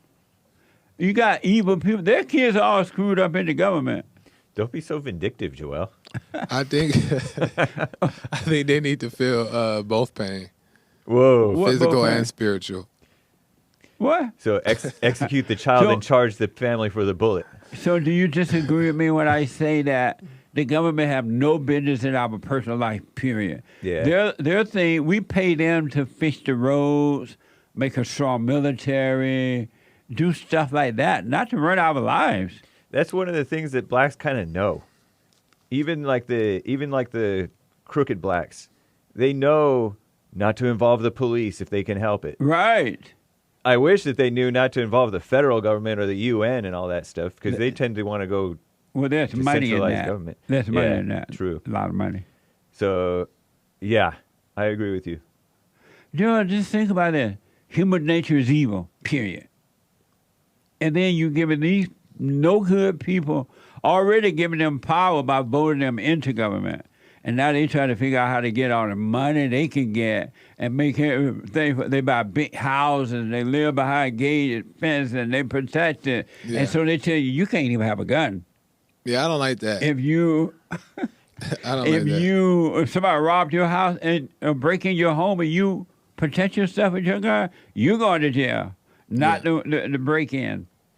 Yeah, these are wicked people. It's an illusion that it's an illusion that you can bring about like the kingdom of heaven by appealing to like a higher, a more centralized government than the father and mother. Yeah, nope. But the father and mother are failing. That's the thing. That's what I'm saying. Let them fail. And I'm not saying let that. them fail. That's the problem. Is helping them not like fail. They shouldn't fail at the expense of somebody else's children. That's how the world is. But that's You're right. like, I know, but so then that means that's how the world operates. Then let's just get rid of all laws and all rules and just Joel that's Mao life. Friday. That's life. Let's just get rid of all laws. Let's get all consequences by the law. Let's just take it all away then. But why would you want to go that totally extreme? Yeah. Because, that's the point is that you need like law so when the son and the daughter go and kill, they go to jail. yeah. Right. Or when the mother's scratching the husband's car, she goes to jail for more than 46 days. With a pot in her hand. And fentanyl. Fentanyl, whatever she had. So let me take Lindsay and see what Lindsay has to say about this out of Denver. Lindsay. Hey, Lindsay. Hello? Lindsay, you're on the air. Oh, hi, how are you? All Sorry, is well. you got cut off the first time. Okay, thanks for calling. Thanks for calling back. So I was just going to comment. So I went to Columbine, actually, and so obviously this is where it kind of all kicked off at. I moved here from Nevada in 99, and like I said, I went to Columbine and the two school shooters. So you went to Columbine High School. Were you there at the time of the shooting? Yeah, actually, the guys that were doing the shooting, they were my ride to school every morning. Oh. And that day, I was going out to lunch, and they actually held the doors open for me as I was leaving, and they were walking in. Amazing. Yeah. That was a very close call. You can't get it. That's too close for comfort. Oh, yeah, for sure. And I don't know if it was just because I hated the school as well. I was mad because I moved here at 16, Right. and I just having to switch schools I've gone to 4 different high schools, so the whole bullying thing that doesn't really fly with me. Nice. It's just an excuse. Yeah. Everybody gets bullied. Yes. Everybody gets bullied. Always has. Yeah, until the end, and so you just. I don't know. That kid's goofy looking to me, so maybe he should have changed his hair or something. I don't know. But his dad was stupid for making the guns accessible, first of all, because my dad had lots of guns, and he was a military man, and he used to go hunting, but I never once ever, they were in a gun case right in our living room, but I never once thought that I would be acceptable to even let alone ask about the guns. You weren't allowed to touch them, and you weren't, that never crossed my mind, ever. Like, I would have been too scared to do that, because I know what would have happened from my parents. So but I didn't think like that either. So. And so, Lindsay, Hake has a question from the HakeReport.com about. Did you see them in their trench coats? They took you to school that day? No, they didn't. They actually didn't even go to school that morning. So it was actually Brooks Brown, the one gentleman that was like the top of their list, I guess. It was him and his girlfriend that ended up taking me that day. But they literally were walking in from the parking lot, and they held the doors open for me. They were always real quiet. Cafeteria where they shot up the kids? No, actually, because I went out to lunch. I went to Good Times. And then when I was coming back from Good Times, I saw all the SWAT teams and armored trucks and this and that. And, they actually got pretty upset with me because I received 2 yearbooks, and I didn't care. I didn't go to that school. My school was back in Nevada, the way I looked at it. And I sold one of my yearbooks to one of the media for like $3,500. People were a little mad about it, but I don't care. It's not my school. That was $3,500. That's right. My dad would have told me to make money. That was my senior year of high school when I heard about this mass shooting at a high school. The Columbine High School shooting happened April 20, 1999. 99. Yeah, that was the first big one in America. So, Lindsay, let me ask. So when they held the door open for you to walk into the school building there, did they have the trench coat on then? Did they look like? Oh, they did. Yeah, you know what? And they always had that on. It was just that was just the way that they dressed. Yeah. Oh, okay. And so, do you think the parents should be punished for what the children did? At that age, no. I mean, I think that they also didn't make the guns available. They didn't have guns in their house. They got those guns on their own. And they were older. I mean, those are seniors. I think that you still need to know what your kid's doing. If you absolutely have no idea what your kids are doing and they live in your house, that's pretty stupid. You got to know something's up. I wouldn't have got away with anything like that. At some point, though, when you become like a teenager, your parents don't know what you're doing. That is true. You're out there having fun. You're doing and you ain't gonna tell your parents what you're doing, so they wouldn't know what you're doing in that time. And then to a degree too, if your kids are fucked up. I mean, if you don't know, then you're probably fucked up yourself. Well, I hate to say it. That's probably. We are on the radio. Double whammy. And we have children listening. And you're saying effed up twice. Twice. So let me ask. She didn't know what's wrong. Do you think so? This alleged shooting down in Georgia right now, and they are now arrested the father, and talking about giving him all this time in prison. Do you think the father should be arrested? I think you should just put him in the cell with his son. Because he had a big part of it. He didn't do the shooting itself, but his son wouldn't have had access to a gun if he didn't. And they weren't even locked up. But in the South, it is commonplace for fathers to give their sons guns and teach them to hunt and do that kind of thing. Yeah, they shouldn't have laws that you have to lock up your gun. I'm not in disagreement to that. I have twins and they're 4 years old, and I teach them how to shoot a BB gun already. Yeah. But I also have to be responsible about it as well. And not everybody in the South is going crazy shooting up schools either. So careless, and you say I think his dad should be held responsible to a degree. I don't For think sure. that I don't think the government should be allowed to make laws on how you store your guns in your Right. home. Yeah. I remember Yeah, the boomers and You Gen agree to Xers. that? Unless you say you agree with Hake? No. You disagree or agree that the government should tell you if you lock up your guns at your own home? I don't think the government should be able to tell you anything. Me too. So you agree with Hake then? Yeah. When I was growing up, our guns stood right by the door. Everybody coming in and out of the house, our gun just sat there until we moved it away, took it somewhere. And so a lot more sense back then too. You know, people. It's not getting better. I think kids are getting dumber. There's a lot less school. They make things less accessible. Like, you know, for kids in general, people get in trouble when they don't have anything to do. You know, and I don't know if it's. And then a lot of part of it is kids having kids. I was 38 when I had my kids. How old are you now? I'm 42. Oh, okay. Yeah, I just turned 42, and you know, but I'm real strict. I'm a single mother. My mom helps me as well, but like I'm real strict. So I wouldn't allow anything. You know, I wouldn't allow them to have cell phones or anything. I mean, I'm going to do just like I was raised, strict and to the books, and that's that. I want to pump a little fear into my kids, but that's me personally. And why do you want to put fear in them? Just because of the way that the world is now, and because I demand respect, and I want them to respect their teachers and the important adults in their life and their friends, and you know, because I see a lot of kids here where I live now. It's crazy. Like people do drugs with their kids. There's a lot of that goes on here in Colorado. It's gotten to be quite disgusting here, and I don't even want to raise them here.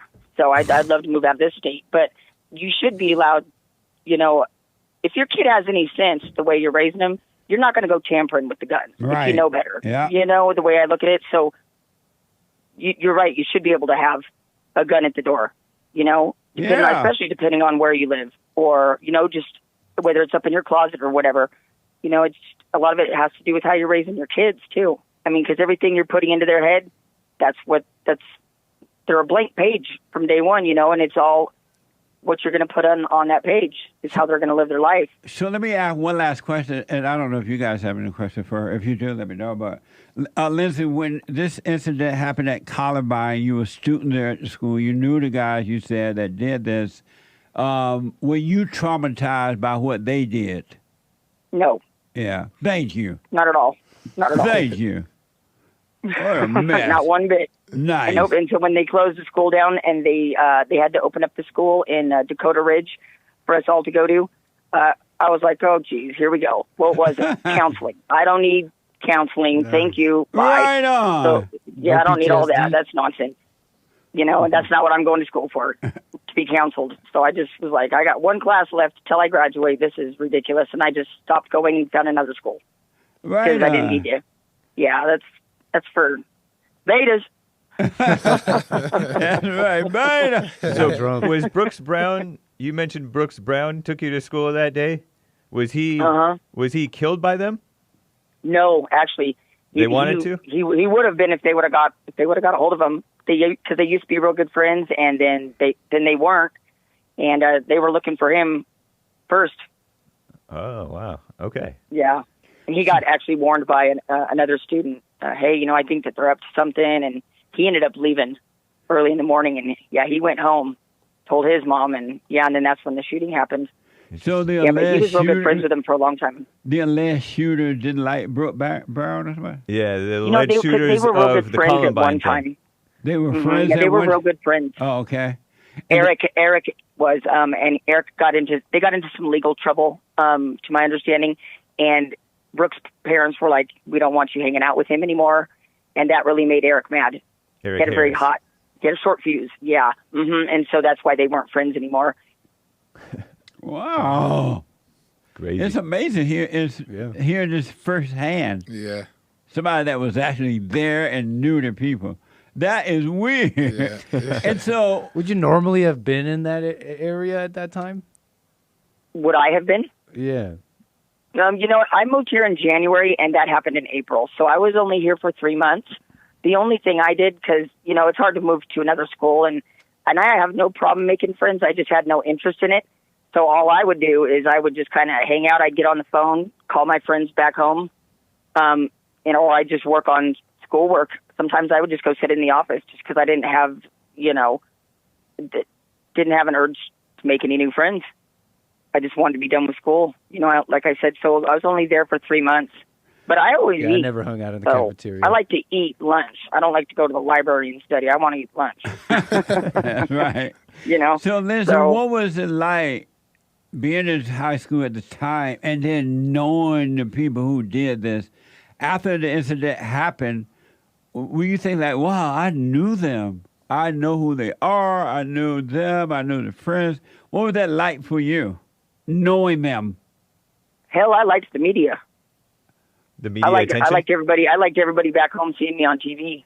But I'm that way. So, and I always got to put my 2 cents in, and people are always left pretty shocked when I say things that people either don't have the guts to or are too scared to.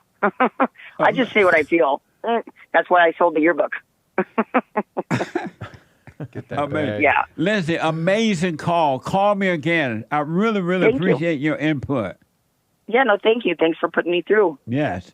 Thank you, Lindsay. Amazing story. Beta. I love you. You're funny. Thank you. Black people are Okay, have a amazing. good one. All right. Bye, Lindsay. Amazing. That's amazing. Yeah, that was interesting. Yeah, good call. Mind blowing. Let me go to Michigan and talk to first time caller Yabara, welcome to the show. You're on the air. Hey, what's going on? All is well. Thank you for calling. Yes, sir. Go ahead. About your question about the parents being responsible. Right. No, they should not be responsible. And why do you say no? Because situations happen where the child may obtain the gun some other way that the parent wasn't responsible for. So how can you hold them responsible? Yeah. Amazing. And if you want the Democrats and whoever makes the gun laws, they want more gun laws, give them more gun laws. The gun laws that you need to give them are holding the lawyers and the judges and the ones that are supposed to uphold the laws for those people who have the guns, that already have the laws for the guns, hold them responsible. Then the people who might do those things won't do those things. Interesting. And you guys say any response to this? I disagree, but You disagree? Common sense. Yeah, I mean, if the parent knew, Colt's dad knew that Colt's being bullied, which can be normal for the most part, right? Bullying have always been around. Right. Ever since human being been around, they've been bullying. But they even bully in Jesus' day. So bullying is not the issue, but how you respond to the bullying, right? It should make you better, stronger. Like your dad should teach you how to stand up against it, whatever.